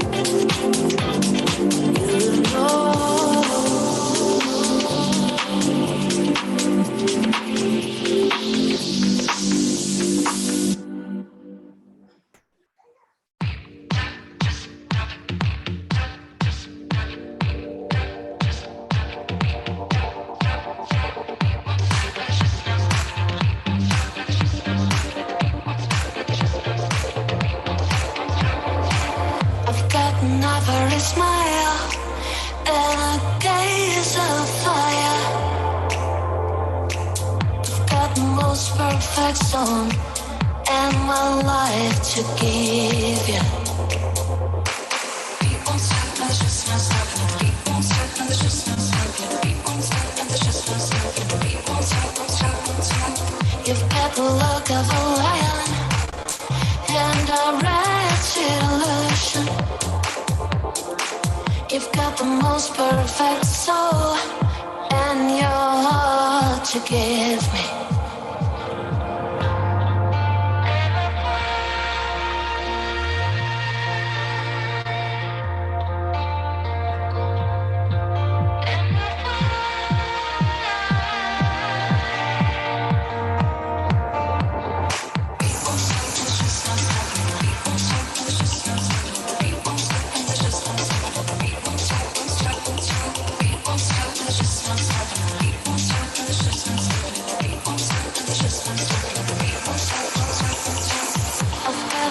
Ivory smile and a gaze of fire. You've got the most perfect soul and your heart to give me. I've got the most perfect stone and my life to give you.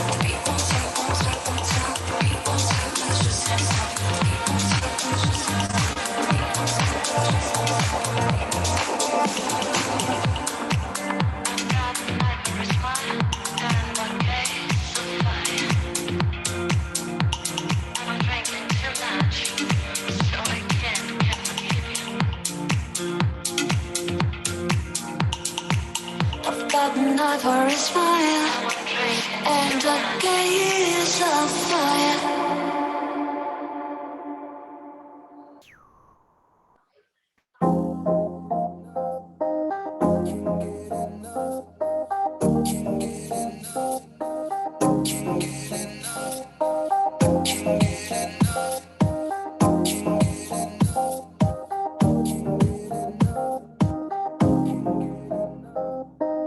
Can't get enough of this drug that they call love. I need to feel like I am home again. You came from above, your wings wider than a dove. I need you, I need you.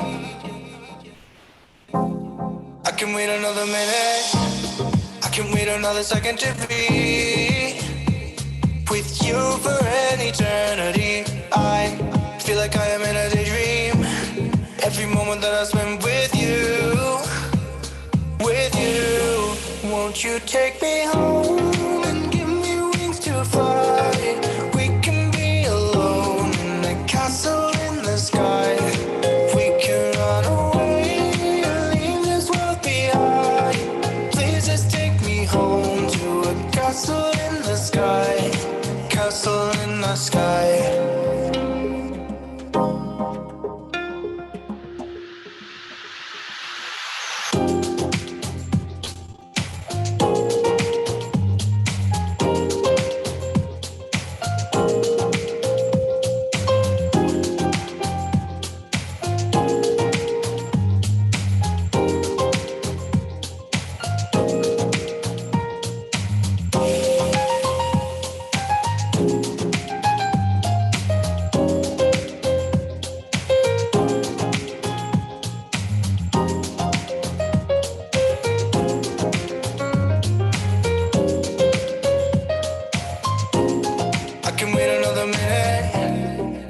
Another second to be with you for an eternity. I feel like I am in a daydream. Every moment that I spend with you, won't you take me home and give me wings to fly? We can be alone in the castle in the sky.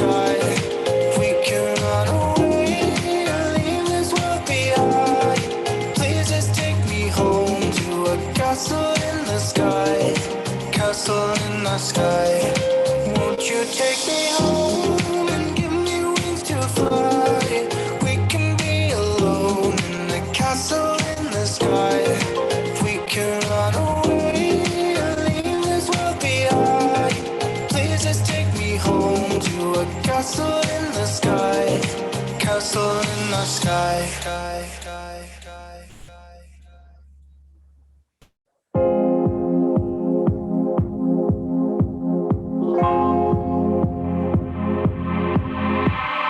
Dear, I feel we're facing a problem. You love me no longer, I know it. Maybe there is nothing that I can do to make you do. Mama tells me I shouldn't bother, that I am just into another man, and one that surely deserves me, but I think you do. So I cry,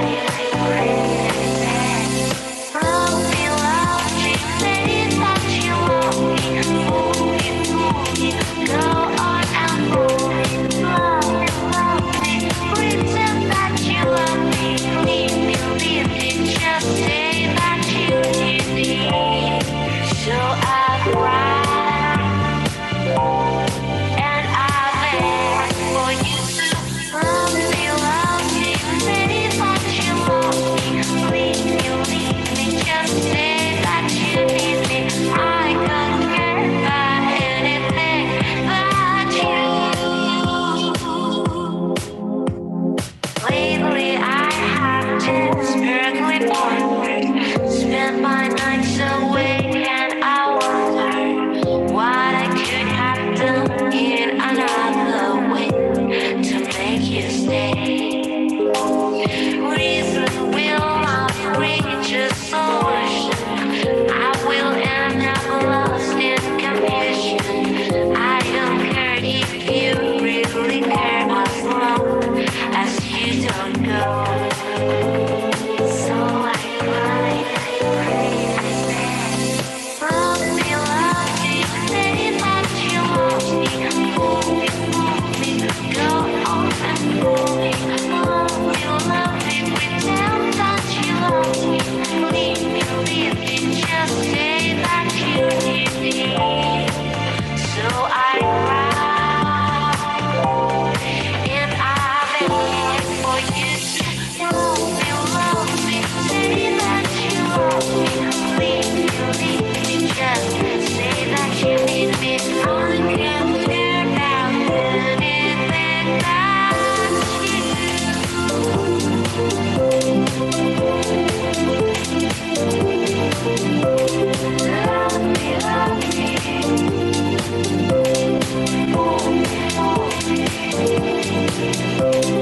Love me. I can't care about anything but you. ទាំងអស់នៅខាងតាំងពិព័រណ៍នៅបរិបទតាំងពិព័រណ៍សូមអញ្ជើញចូលក្នុងបរិបទវិញ I'm on my 40 girl, I'm 40 girl, doing it off like my band. Now you say you got a touch, so good, make you never wanna leave. So don't. Gonna wear that dress you like, skin tight, do my hair up real nice, and sing about my skin to your heart beating. Cause I just wanna look good for you, good for you. I just wanna look good for you, good for you. Let me show you how proud I am to be yours. Leave this dress a mess and I'll fall. Still look good for you, good for you. I'm a marquee diamond, I'm a marquee diamond. Could even make that Tiffany jealous. You say give it to your heart, so bad, make you never wanna leave. I won't. Gonna wear that dress you like, skin tight, do my hair up real nice, and sink up at my skin to how you're breathing. I just wanna look good for you, good for you. I just wanna look good for you, good for you. Let me show how proud I am to be yours. Leave this stress and mess and love for. Still look good for you, good for you. Good for you, good for you. Good for you, good for you. Trust me, I can take you there. Trust me, I can take you there. Trust me, trust me, trust me, I.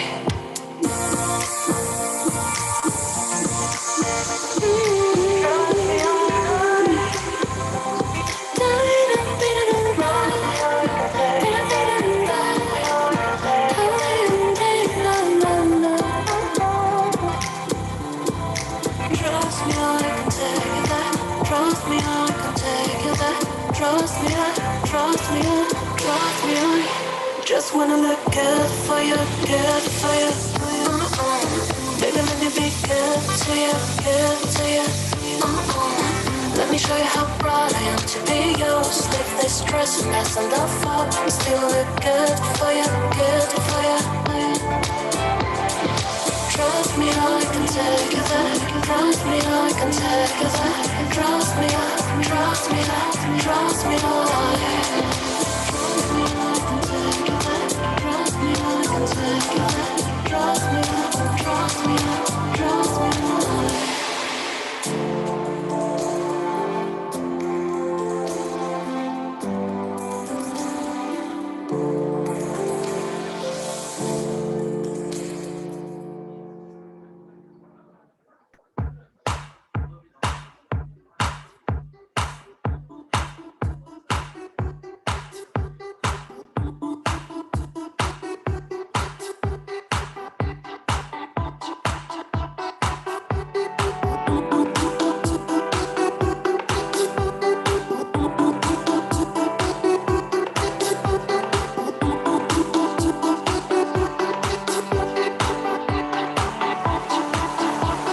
I was on the sky,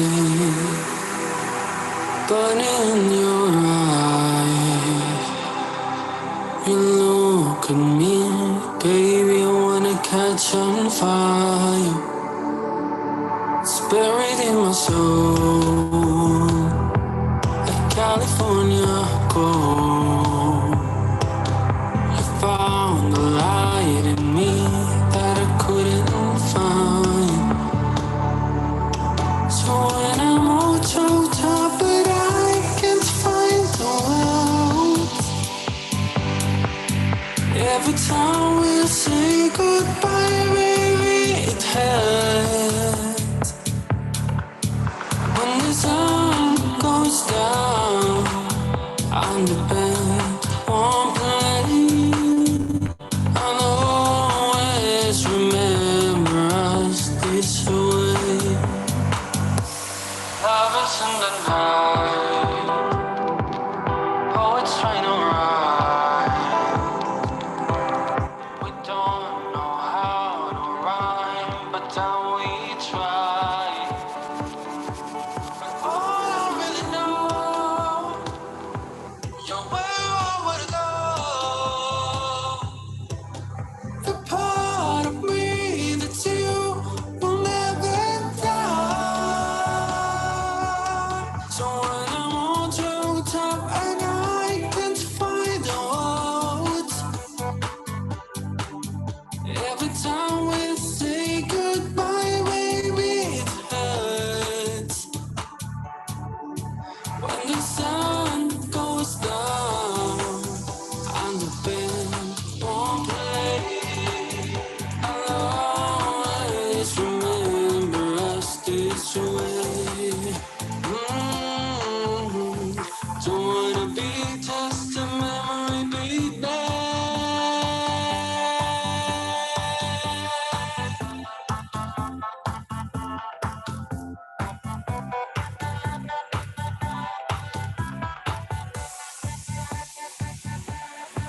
So when I'm all choked up and I can't find the words, every time we say goodbye, baby, it hurts. When the sun goes down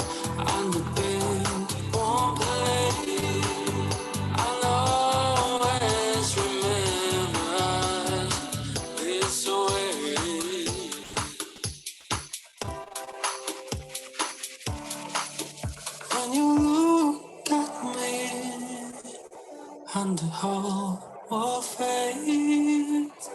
I'll always remember us this way.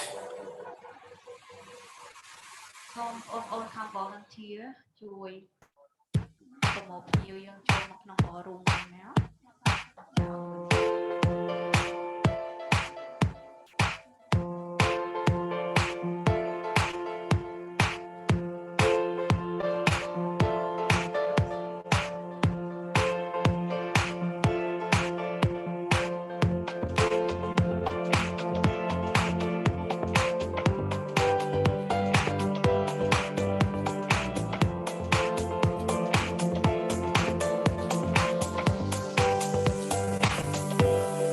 Call it magic, call it true. Ladies and gentlemen, welcome back. I call it We are magic about to continue our when I'm with you, we are about to begin. and I just got broken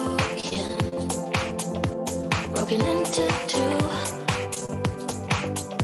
Still I call it magic when I'm next to you. And I don't, and I don't, and I don't, and I don't. No, I don't, it's true. I don't, no, I don't, no, I don't, no, I don't want anybody else but you. And I don't, and I don't, and I don't, and I don't. No, I don't, it's true. I don't, no, I don't, no, I don't, no, I don't want anybody else but you.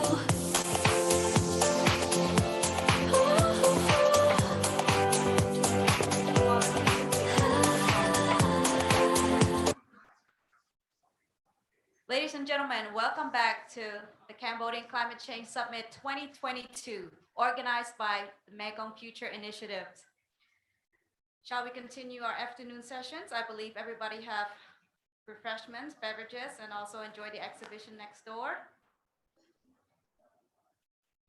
The next sessions will be the topic of Cambodia Clean Energy Competitions by Sevilla. So first of all, may I introduce Ms. Daniela Chehera, and also may I introduce Mr. Frank Bagane from Sevilla that will be doing a presentation and opening memoirs. Please welcome, ladies and gentlemen, from Sevilla, Mr. Frank Bagane. Can you hear me? Yes. Good morning, everyone. I hope you had a great coffee session, and I am happy to lead this presentation, this call for action presentation.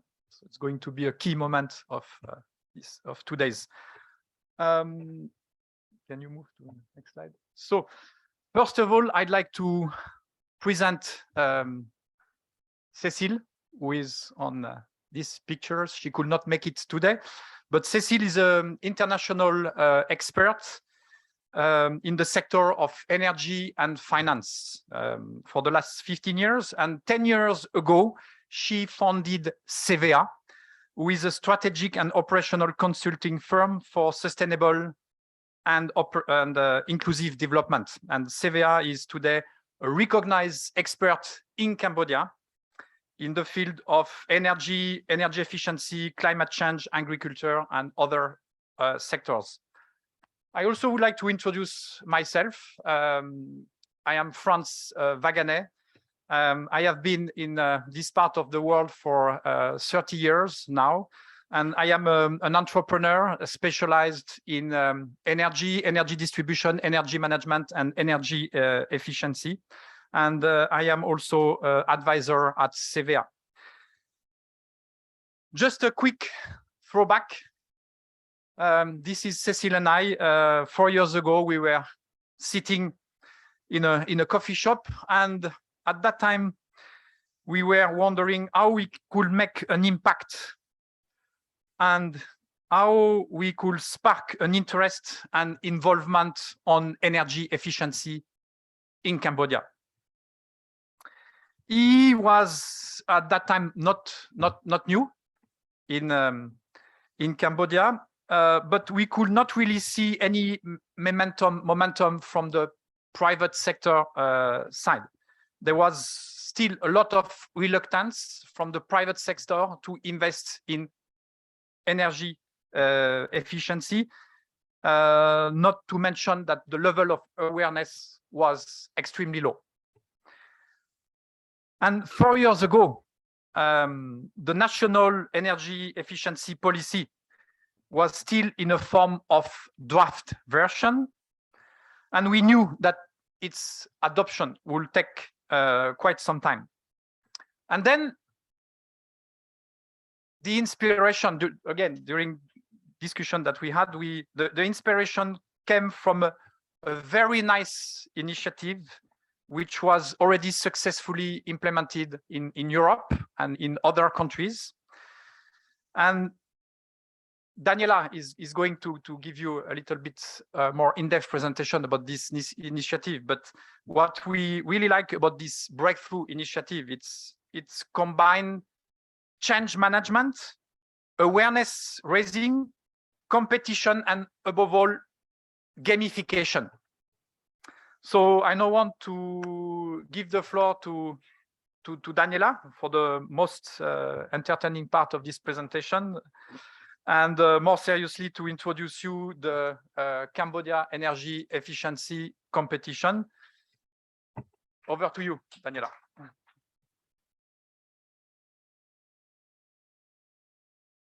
Hello, good morning, everyone. We're all gathered here today to understand how we can aid in the facilitation to mitigate climate change.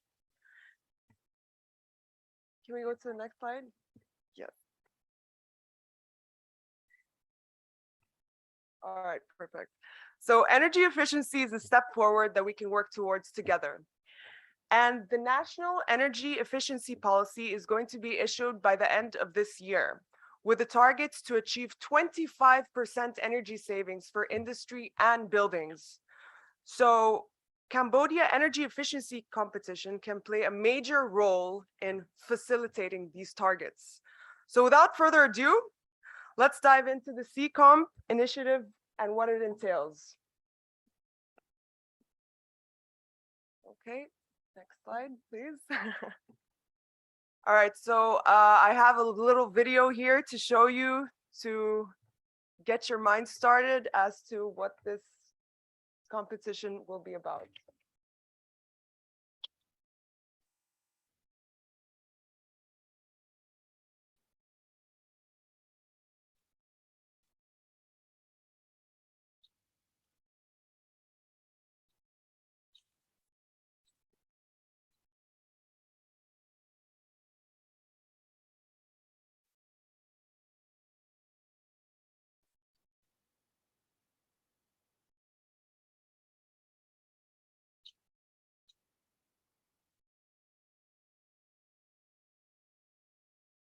Rest to save energy and become an energy champion.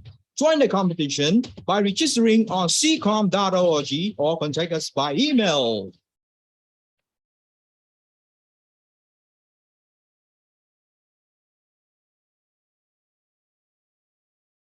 Okay, so 52% of final energy use in Cambodia comes from buildings, and 30% of that is wasted.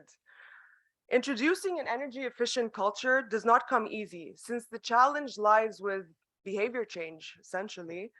This is therefore the most crucial aspect of integrating a true long-term shift. Changing behavior is the most cost-effective way to reduce energy consumption. Without significant investment required, a company can save up to 15 to 20% energy savings in a very short time compared to technical operations and heavy retrofitting. Integrating that mindset is a process, and one of the most powerful strategies for behavior change is gamification, because we're all inherently competitive, and this generates engagement and motivation to win. So the first edition of the competition between private buildings started in September 2021 with 22 buildings and 14 well-known companies. As you can see here, Heineken, AMK, Cambodia Airports, DHL.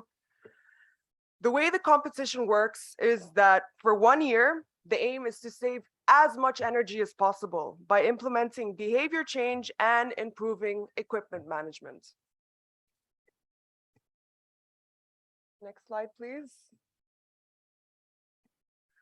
So the participation was with private entities, and that lasted for a year. But then beyond only target private companies, we initiated a 90-day challenge for public universities and a 45-day challenge for ministries to raise awareness on energy efficiency and how we all have a responsibility to reduce nationwide energy consumption. Next slide, please. So to achieve the goal of energy savings during a competition, the whole company should be committed and involved. And since the CCOMP team cannot always monitor and interact with the entire company, we establish a determined team within the company called the Green Team with a project leader who's in charge of interacting directly with top management and all of the employees underneath, which is a vital aspect of it. The Green Team has one of the most important roles to play because they're involved with defining goals and realistic targets to put in place and essentially implement them. The Green Team is also in charge of internal communication to encourage the occupants to keep the motivation high and remind them the efforts needed to achieve the goals. The CCOM team, which is us, always provides multiple elements to the candidates to help them raise awareness amongst their employees. And these tools are provided at the start of competition with a communication toolkit, a master document of how to actually manage a team as such. And during the competition as well, we have 2 technical trainings. As you can see, one of our technical trainings was at the ITC to all of the participants, and candidate meetings and workshops to share experiences and what drawbacks they have. And we can maybe give them some improvements and tips to properly facilitate the entire process. And the trainings increase knowledge building about energy efficiency. It explains the environmental impact and benefits associated with it by implementing such measures. Workshops proactively identify areas of improvements and tips to save energy at home for all employees and at the workplace. Because this is not only a work thing, you have to take this mindset at home. It has to be a widespread culture. Also monthly, we provide a newsletter, which makes it again more competitive, including all the ranks of the contestants. So you can see at what place you're at and how much harder you have to work to reach first place and essentially win. Next slide, please. So beyond what we taught them, a lot of participants took it upon themselves to do their own initiatives within the company. So they had their own little competitions on a monthly basis.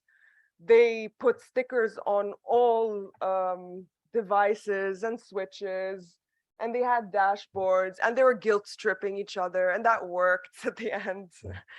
So essentially, at the end of the year, the average savings amongst all participants was around 10%, which is a huge amount already. Next slide, please. So the ultimate goal for our prospects is to increase participation so we can increase the amount of energy we save on an annual basis. To also expand it to other sectors, including the tourism sector, which is also a very consuming sector and a challenge because generally tourists don't care about their consumption when they go on holiday. And to extend a gamified mechanism amongst all realms of resource efficiency. So now we speak of energy efficiency, tomorrow, water savings, reducing your carbon footprint, waste. So that's the ultimate goal. And I would like to end this presentation by saying, actions speak louder than words. So we have to act now and not later. Next slide, please. I would like to thank the Cambodia Climate Change Alliance for making this competition possible, our main sponsor, Schneider Electric, and ITC University that we've been working hand in hand with throughout this whole process, and our partners. Thank you very much.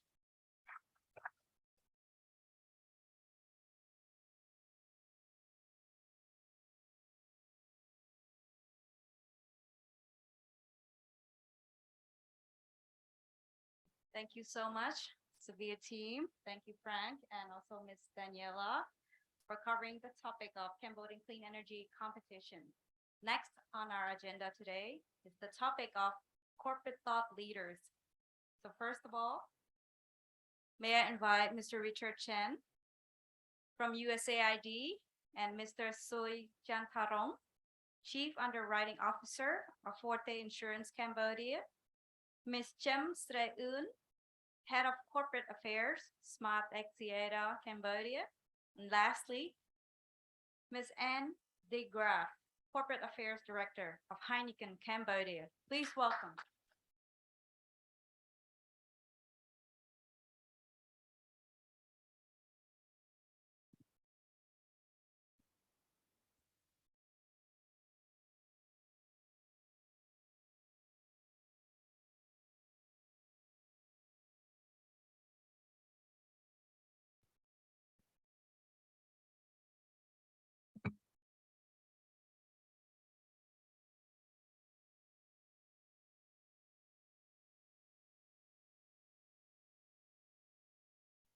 Hello.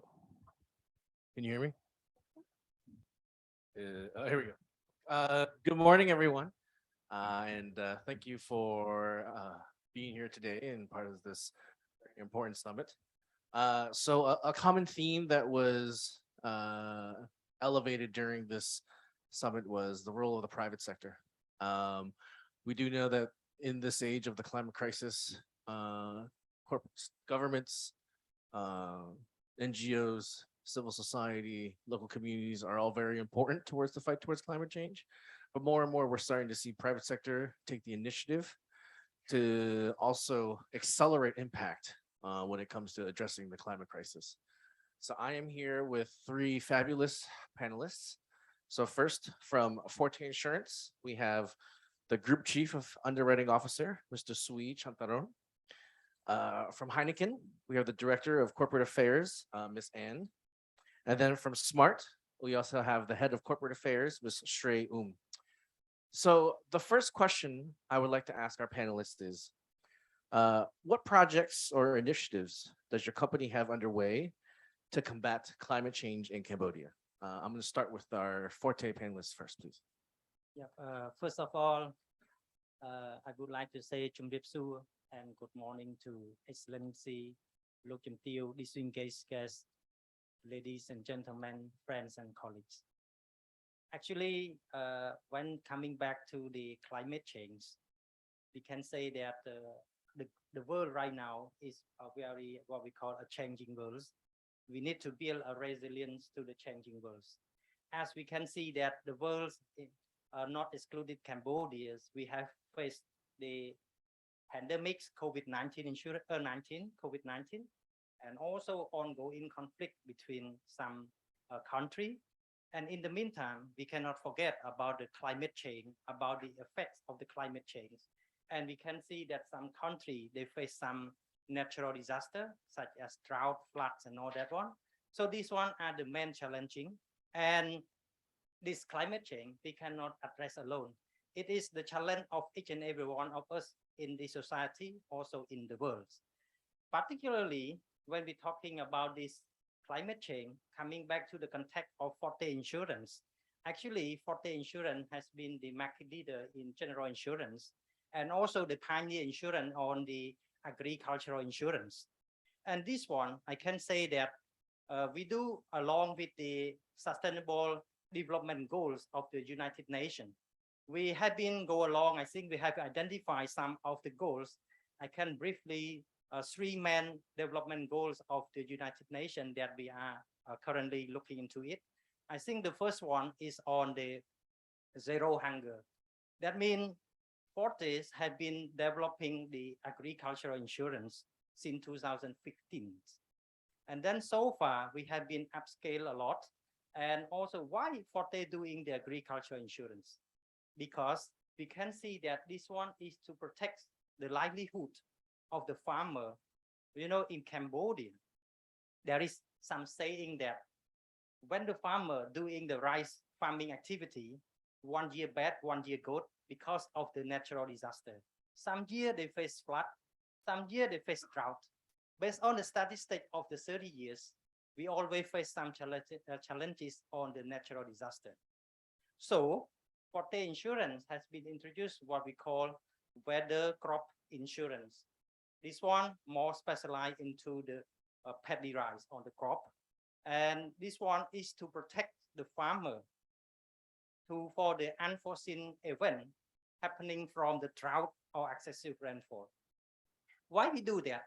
Because we want to protect them from those one. And also, if most of the farmer face a lot of challenge on the natural disaster, they will run away, they will change their job, they will migrate from the rural to the city. So it will face the challenge, no one do the crop activity, and then we don't have rice to eat. So we have to maintain, we have to make sure it is a sustainable activity that they need to do this, and then we can protect the small household livelihood of the farmer. So this one is one thing. And second point is that we are currently doing as well on the affordable and green energy. We're looking into developing what we call greenhouse gas emission. We're looking into those indirect and direct carbon footprint and all that one. We're looking into what we call directly is on the usage of the what we call gasoline, petrol that we consume. And also we're looking into the indirectly, for example, how our employee, how we consume the electricity, how our college using backward and forward commute from house to their workplace. So this one of few activity that we are looking into that one. And also, we also develop what we call ESG framework, what we call environment social management system, to develop a policy, to develop the mission, to develop the guideline, and also in our underwriting guideline, meaning when we assess the risk in our underwriting guideline, we also limit some occupation. For example, coal power plant, we do not write a lot, we need to take care and all of this. So this one are the underwriting guidelines that we want to limit on the exposure of the climate change. Lastly, we talk about innovation, digital and all that one. As we can see that during this pandemic COVID-19, technology play a very important role, and we can say is a game changer. Technology company, they're doing very well. So this one, to limit or minimize the social distancing and also all that one, our insurance product can be purchased from online platform. So that means it is easy for the client to purchase the insurance in a seamless way. For example, Forte Insurance has developed a COVID-19 inbound travel insurance. I think during the pandemic lockdown, you can see that to promote the economic and all that one, Forte under the what we call the support from the insurance regulator of Cambodia, we develop a website what we call forteinsurance.com/COVID-19. You can purchase that one, and then the foreigner can go into Cambodia. So this one, I can say that is the holistic approach, and in overall talking about our activity, our what we call frameworks and guidelines that we taking care on combating the climate change, because the climate change we cannot fight alone. So we need to have each and everyone to support as a whole. Yep. Thank you. Thank you, Forte. Same question over to Heineken. Hello, I hope you can all hear me. Yes, thank you, Excellencies. And I actually want to say, instead of ladies and gentlemen, partners, because I sit here on this stage actually just together with you, hopefully on an equal level, because we got a challenge that unites us. And I think if there's one theme I want to leave with you is commit and raise the bar.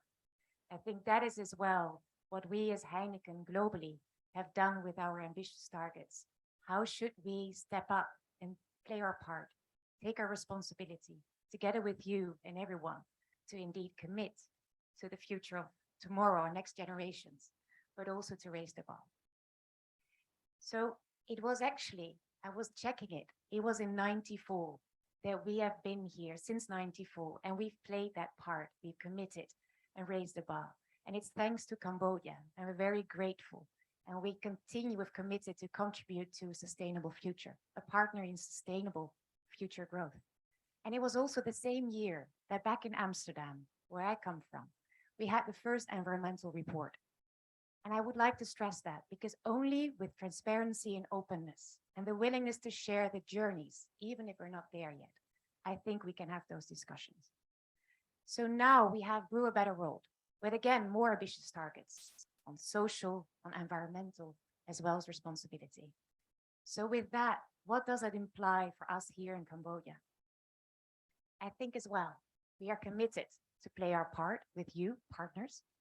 We are also raising the bar for ourselves in line with our global commitments on 3 very important pillars. One is carbon. So globally, but also in Cambodia, we want to be net zero in production by 2030, carbon neutral in our value chain by 2040. And I'm grateful actually, His Excellency has already shared some of the news that I also like to share with you. We're very excited to have inaugurated the biomass plant, which for us is a crucial step. And we didn't only think about carbon, we thought local, we thought about communities, we thought about circularity. We're not there yet. It doesn't mean we have achieved our goals. So we'd like to see how can we further ramp up the use of renewable energies, indeed together to get to that net zero in production. Water, every year we are reducing our use of water. We are treating our wastewater, and actually we recover the biogas to also bring it back as an energy source to use us in brewing. And I think as well, the other part is equally important, is about circularity. How can we consume responsibly and think about our packaging, returnability, but also no waste to landfill. In the end, how can we recycle as much indoors and together with you beyond our gates to make sure that we reduce the waste and maximize circularity? I do want to stress one thing. If you ask, what do we do? It's very difficult for me to only stress environmental. And I think that's also sustainability development goals. It's equally, as you've heard, 3 pillars: environmental, social, and responsibility. They do not go, they're not isolated. They go hand in hand. And if we speak about social, we speak about people. We also speak about the people that are our best ambassadors, our employees, the partners and peoples around us that we're grateful for, so the people around us. So I think I would like to leave that note that although we're focusing on environmental, please always remind that we think local, community, and social with every action that we do. So with that, thank you. Thank you. Thank you, Heineken. Now over to Smart. Same question. And good morning, ladies and gentlemen. And I think the 2 speakers earlier really emphasized on the importance of taking actions. So, and collaboration between sectors. So that's very something that I think at Smart, we do it at core of our business. So we really focus on sustainability wherever we do, whatever we do. So I would like to share you, there is certain aspect that we're looking at for currently. So 1 is the service and products that we are doing. 2 is the operation wise. And 3 is our people, that what she's mentioned is very important. People need to take the lead, take the action, and take it further, not only in company, but into the society. With every corner of actions, it needs to really put into the mentality of sustainability inside their actions. And other than that, we also work with partnerships with the Ministry of Environment, Ministry of Education, and other ministry as well as partners to implement our project. So I would like to start with the service and products that we introduce into the market. So 1 is the eSIM card. That sounds so tiny. SIM card is very tiny, but look at the product line, the packages, as you mentioned, everything that comes with the SIM card.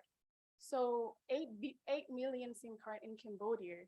The packaging, imagine how big it is, and as a part of waste. So these kind of things we are trying to push and trying to encourage the user to adopt this. Of course, it's very early stage to say it's very efficient, but it has to be a starting point that we need to create impact. So on top of that, we are introducing the e-top-up, which instead of traditional ways of scratching the card, we can do through digital banking and different sectors like e-wallets as well. More than that, we actually trying to introduce new service, and it's B2B. It's more like it's just launched yesterday. It's called CATRACS. So the service itself is to help entrepreneur and the business owner to manage their CAT track usage, but also inside that is to manage the fuel usage. So that really helps in terms of consumptions of fuel in the markets. So aside from the products and services we're doing, the governance inside of a company. So whatever we do in carbon footprint, we actually have the same shared target is the net zero by 2050 with the government and everyone else. So internally, we actually try to install solar system inside our network station. So currently, last year we did 615 station, which are around 20% of our tower. And this year we introduced 151 more. So year by year, we try to decrease the carbon footprint from our service operational standpoint. On top of that, internally, we actually joined severe competitions in terms of energy efficiency. So we introduced our team single-use plastic. So we try to reduce every single-use plastic. If you might notice in our presentation in the other room, we actually try to use all the reusable materials in every products that we're using, and that we share into among our people as well. So aside from single-use plastic, we also try to turn the aircon to 25 degree. So it's set in the system. No one can change. Even you try to trick it to 16, but it's 25. So that's one of the effort that we do, and we see very effective. And that's something that we want to carry on. And on top of that, my team, my green team, really do a great job. I have to give them a round of applause. I appreciate their effort as a young people, young energy inside the company. They actually brought a scheme of competition, energy efficiency competition. So there was one case talking from like a really human side of me seeing this as an effects of behavior change. It's really inspired me. So I was standing in front of the elevator, and there was one person was pressing the elevator, and another one saying, "Okay, wait for others. We need to share the lift." So to save the energy, I was like, "Wow, this is something change." It's inspired me. It's small actions, but it's actually create change. So also when I was working, I just joined Smart for 1 month, but that's something that really inspired me is I was sitting and working during the lunchtime, and all of a sudden the light turns off. And I was like, "What's going on?" They actually take initiative to turn off the light during lunch. That's a part of the competition, but also a part of awareness and the behavior change inside people there. So that small actions really take a step further in terms of how we can improve the operational system, as well as ensure the sustainability for the next generation. And I wouldn't say the next generation, it's our generation, basically. It's starting from us. And that's just the operation side. And for partners, we've been working actively with the Ministry of Environment in terms of youth debate on environmental issue. We've been very inspired by the youth at the ground. They talk about environmental issues seriously. They take it super serious on what they are discussing. And I hope that kind of activities goes on and inspire more people to join us on board. On top of that, we actually also working on some the grassroots level. It's called the Eco School. So the Eco School Award. So the school who has been implementing their sustainability framework, we also provide award to them. As much as we work with Impact Hub here, and the youth are joining as well.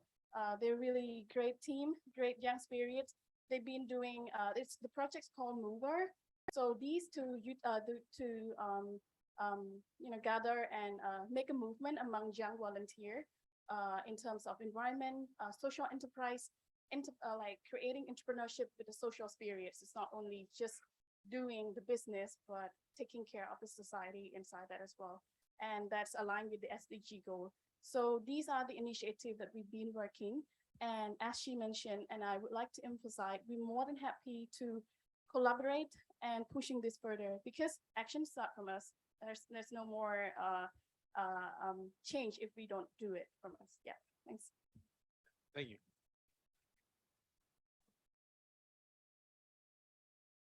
May I add something? Because I very much enjoyed your comment and also of my peer. I think it's fair to say some actions are big, like our biomass. That is not done overnight. That was over asking commitment years back. But some actions are small, taking the stairs. And I think it's not only doing it, it's repeating it. I think that's also the force of marketing and being close to consumers, knowing how you build in repetition, and behavioral change is about repetition. I always take the stairs, even to the 9th floor of my apartment. You shouldn't call me when I'm around 6 or 7, but I'm fine. And I think it even keeps me healthy. Also in the office, if you ask folk the canteen, we've actually gave everyone those, recyclable lunch boxes. So you don't use the plastics to bring back your lunches. Small steps matter. And it's about repeating them so it becomes part of your routine. So I very much enjoyed that comment. So I could give you a long overview, but it's just to share there's big actions, but there's also small. And with them, I'm here to listen to, and to learn from you what we can incorporate and how we can be of use as well, to share how we did it and what we encountered. Because one thing is sure, it's a journey. We're not there yet. Even if we committed in 94, we're still on that journey and we will be for the coming years. Thank you. Thanks. So one common theme that I got from all three, just based on that question, is there's a saying out there: "Journey of 1,000 miles begins with a single step." So I think it's imperative on everyone to take that first step. So moving on, the next question that I have for all of our panelists is, why did your company choose to participate in and sponsor the Cambodia Climate Change Summit 22? I will turn it over to Forte for the response first. Yeah, I think this one is a very important question, and we are very honored to be in the corporate participant in this important summit. I think as we can see that we need to we need to give it back to the society. We need to do it good to the society so that we can take care of our society and also the environment. So that is why we participate in this important summit. And also in this opportunity, we also would like to say that we also want to share about what is the impact. And also this one, it is from the corporate, what we call corporate commitment that we do both on the daily operation.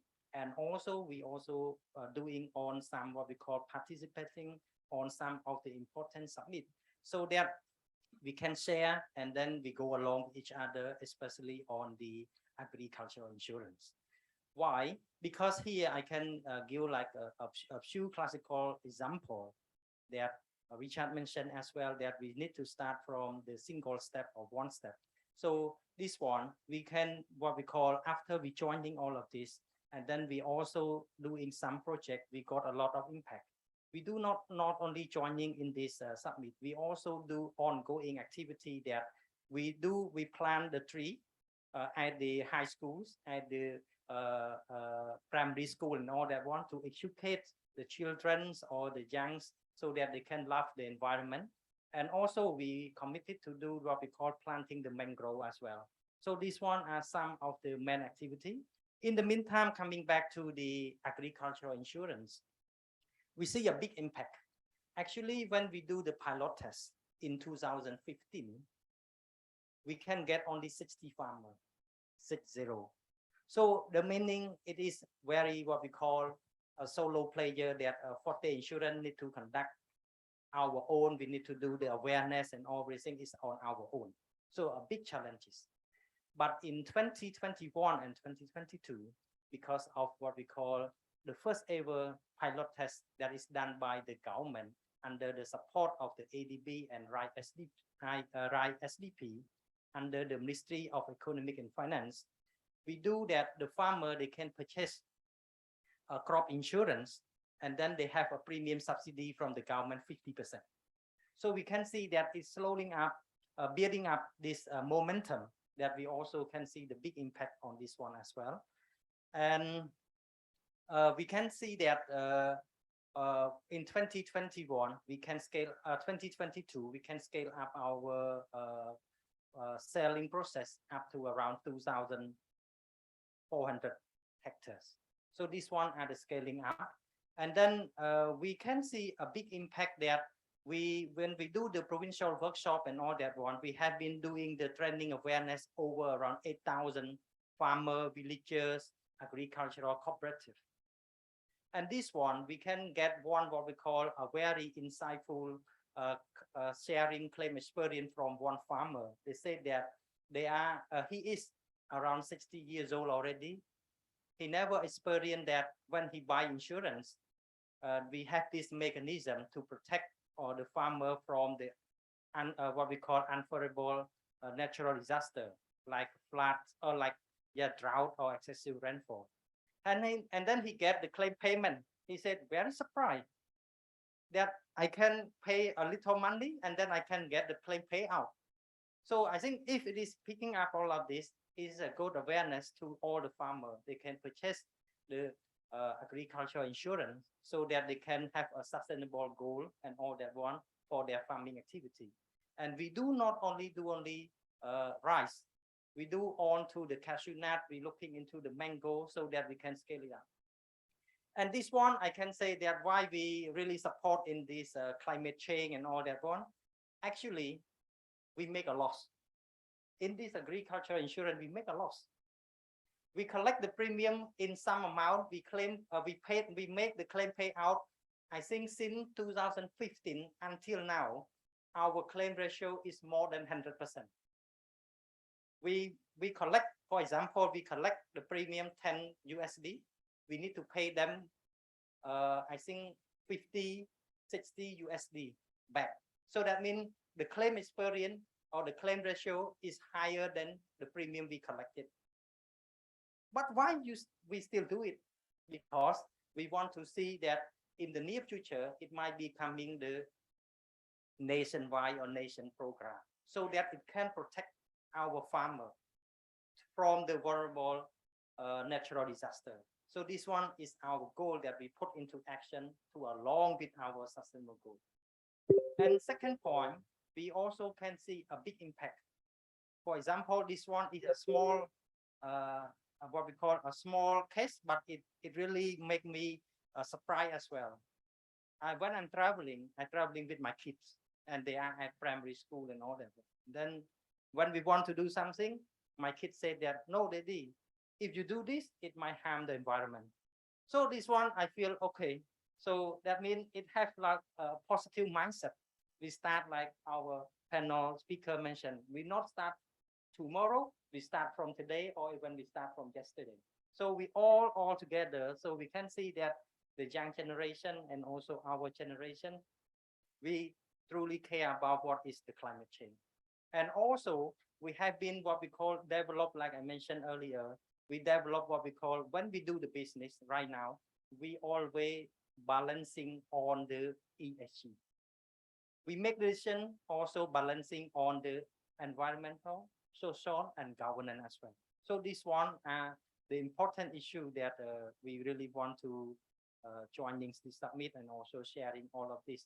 And also we also develop what we call a proper guideline on the greenhouse gas emission as well. So this one I can say that small thing, but we can add up together for positive changes. Yeah, thank you. Thank you.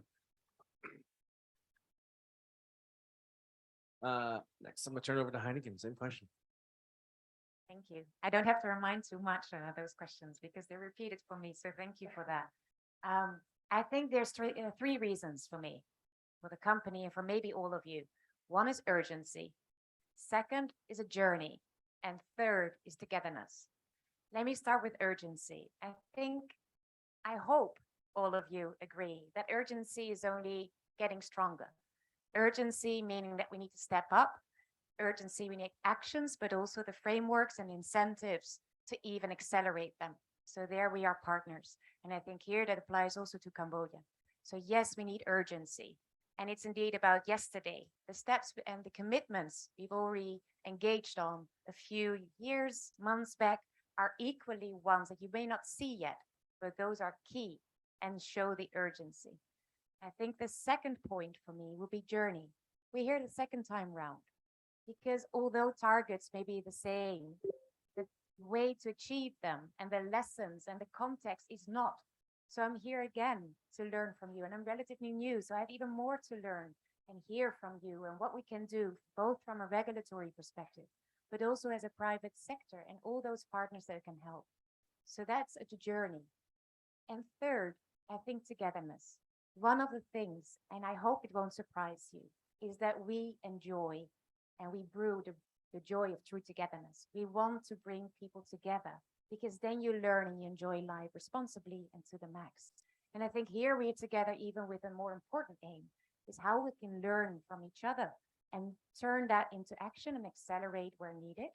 I think we can, of course, list all the initiatives separately, but I love the togetherness as well, to think across and think beyond your gates or beyond your buildings and see what can be done throughout the value chain. And that is the scope 3.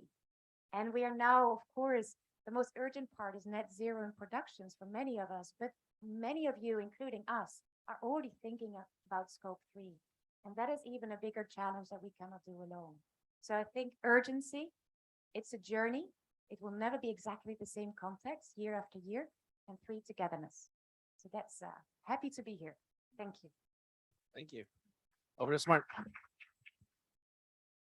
Well, actually, I think the two speakers already covered most of the things, but from SMART, I think the commitment from us is something that we hear today. Of course, we've been taking action so far, but that's showing our commitment for future actions. And I think as the two speakers mentioned, it's about togetherness that we can achieve something. And that is where we're coming here to be part of this ecosystem.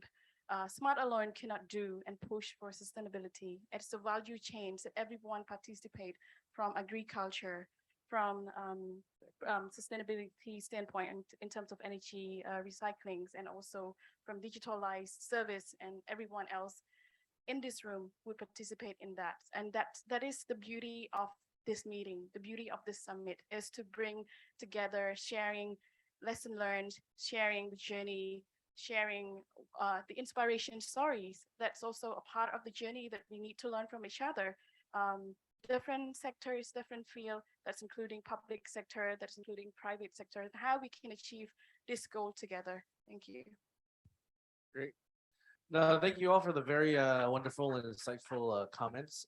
So the next question I have, and I'll open it up for either of you to take. So in your opinion, is the private sector in Cambodia to support Cambodia on its journey to sustainable development?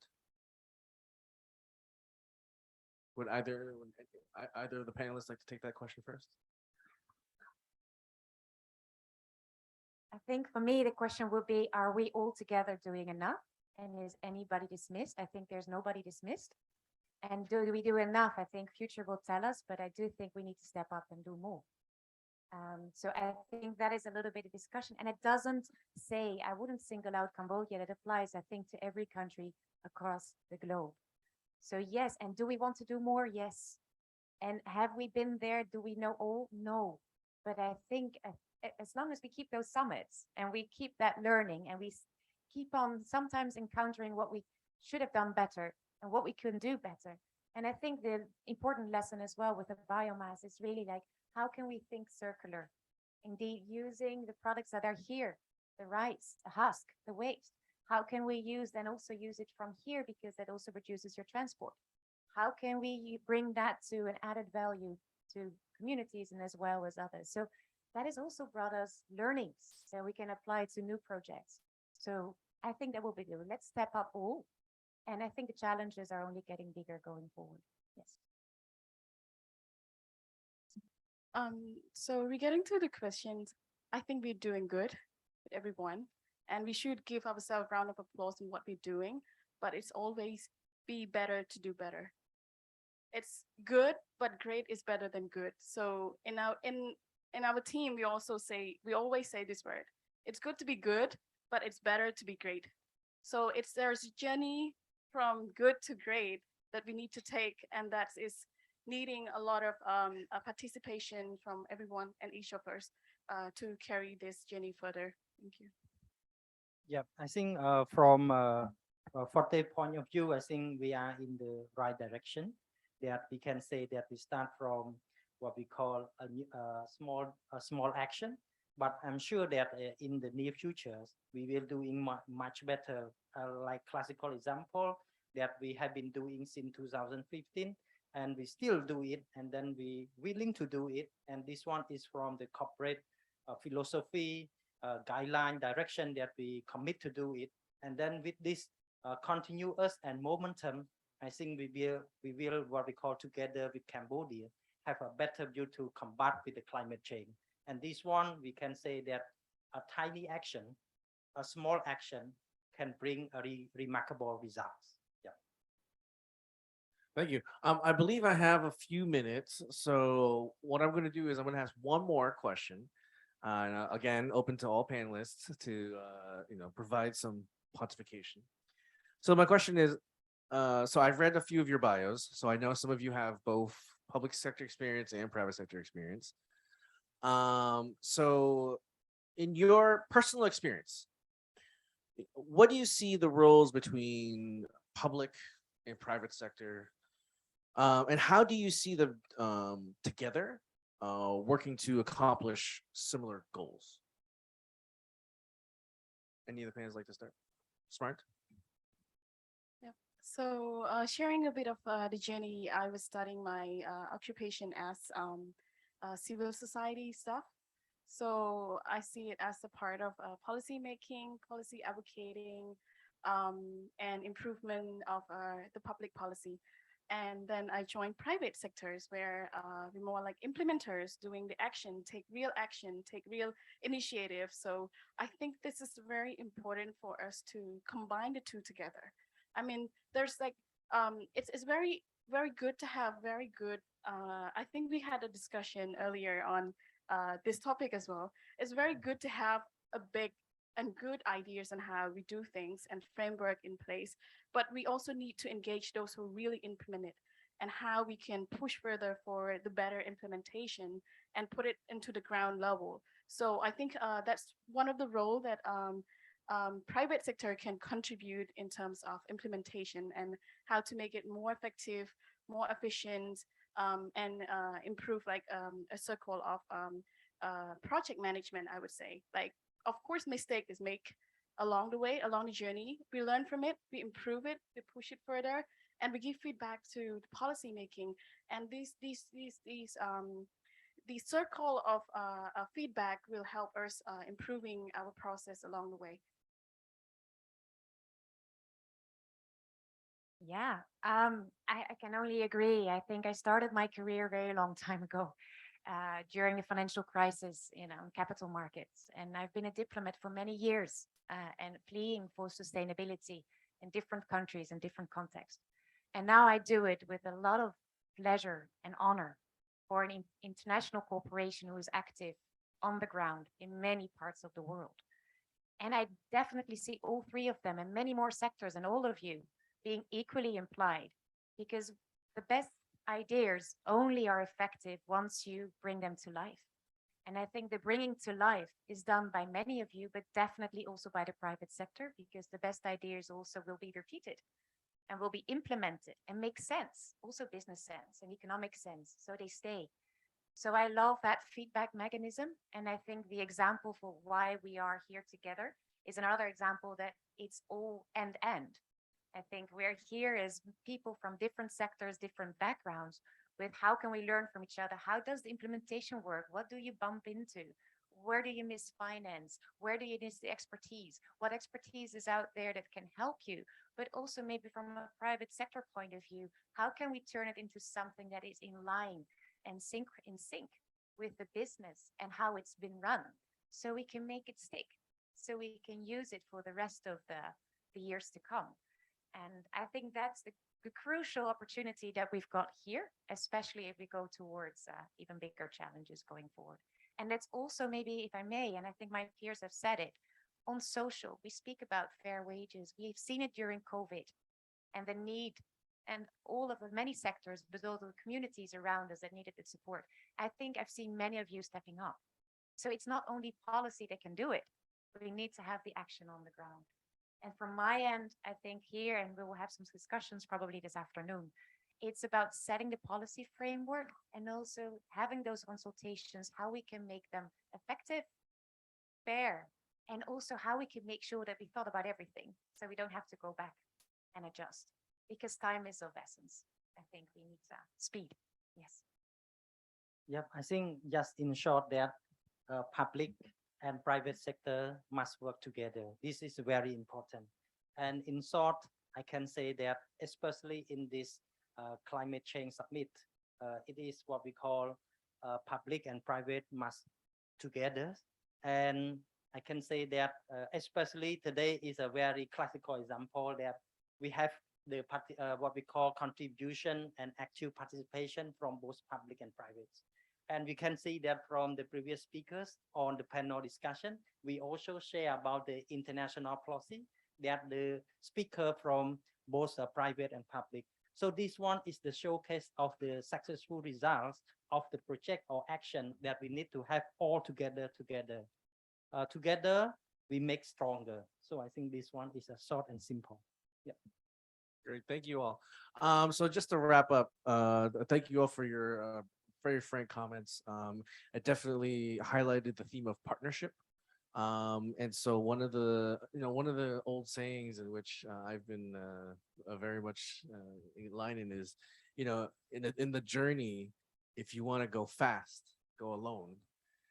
If you want to go far, go together. And so it's very pleasing and endearing to see the private sector working together with civil society, with government, to really try to mitigate the impact and to try to solve this climate crisis. Again, thank you all for your participation. Okun.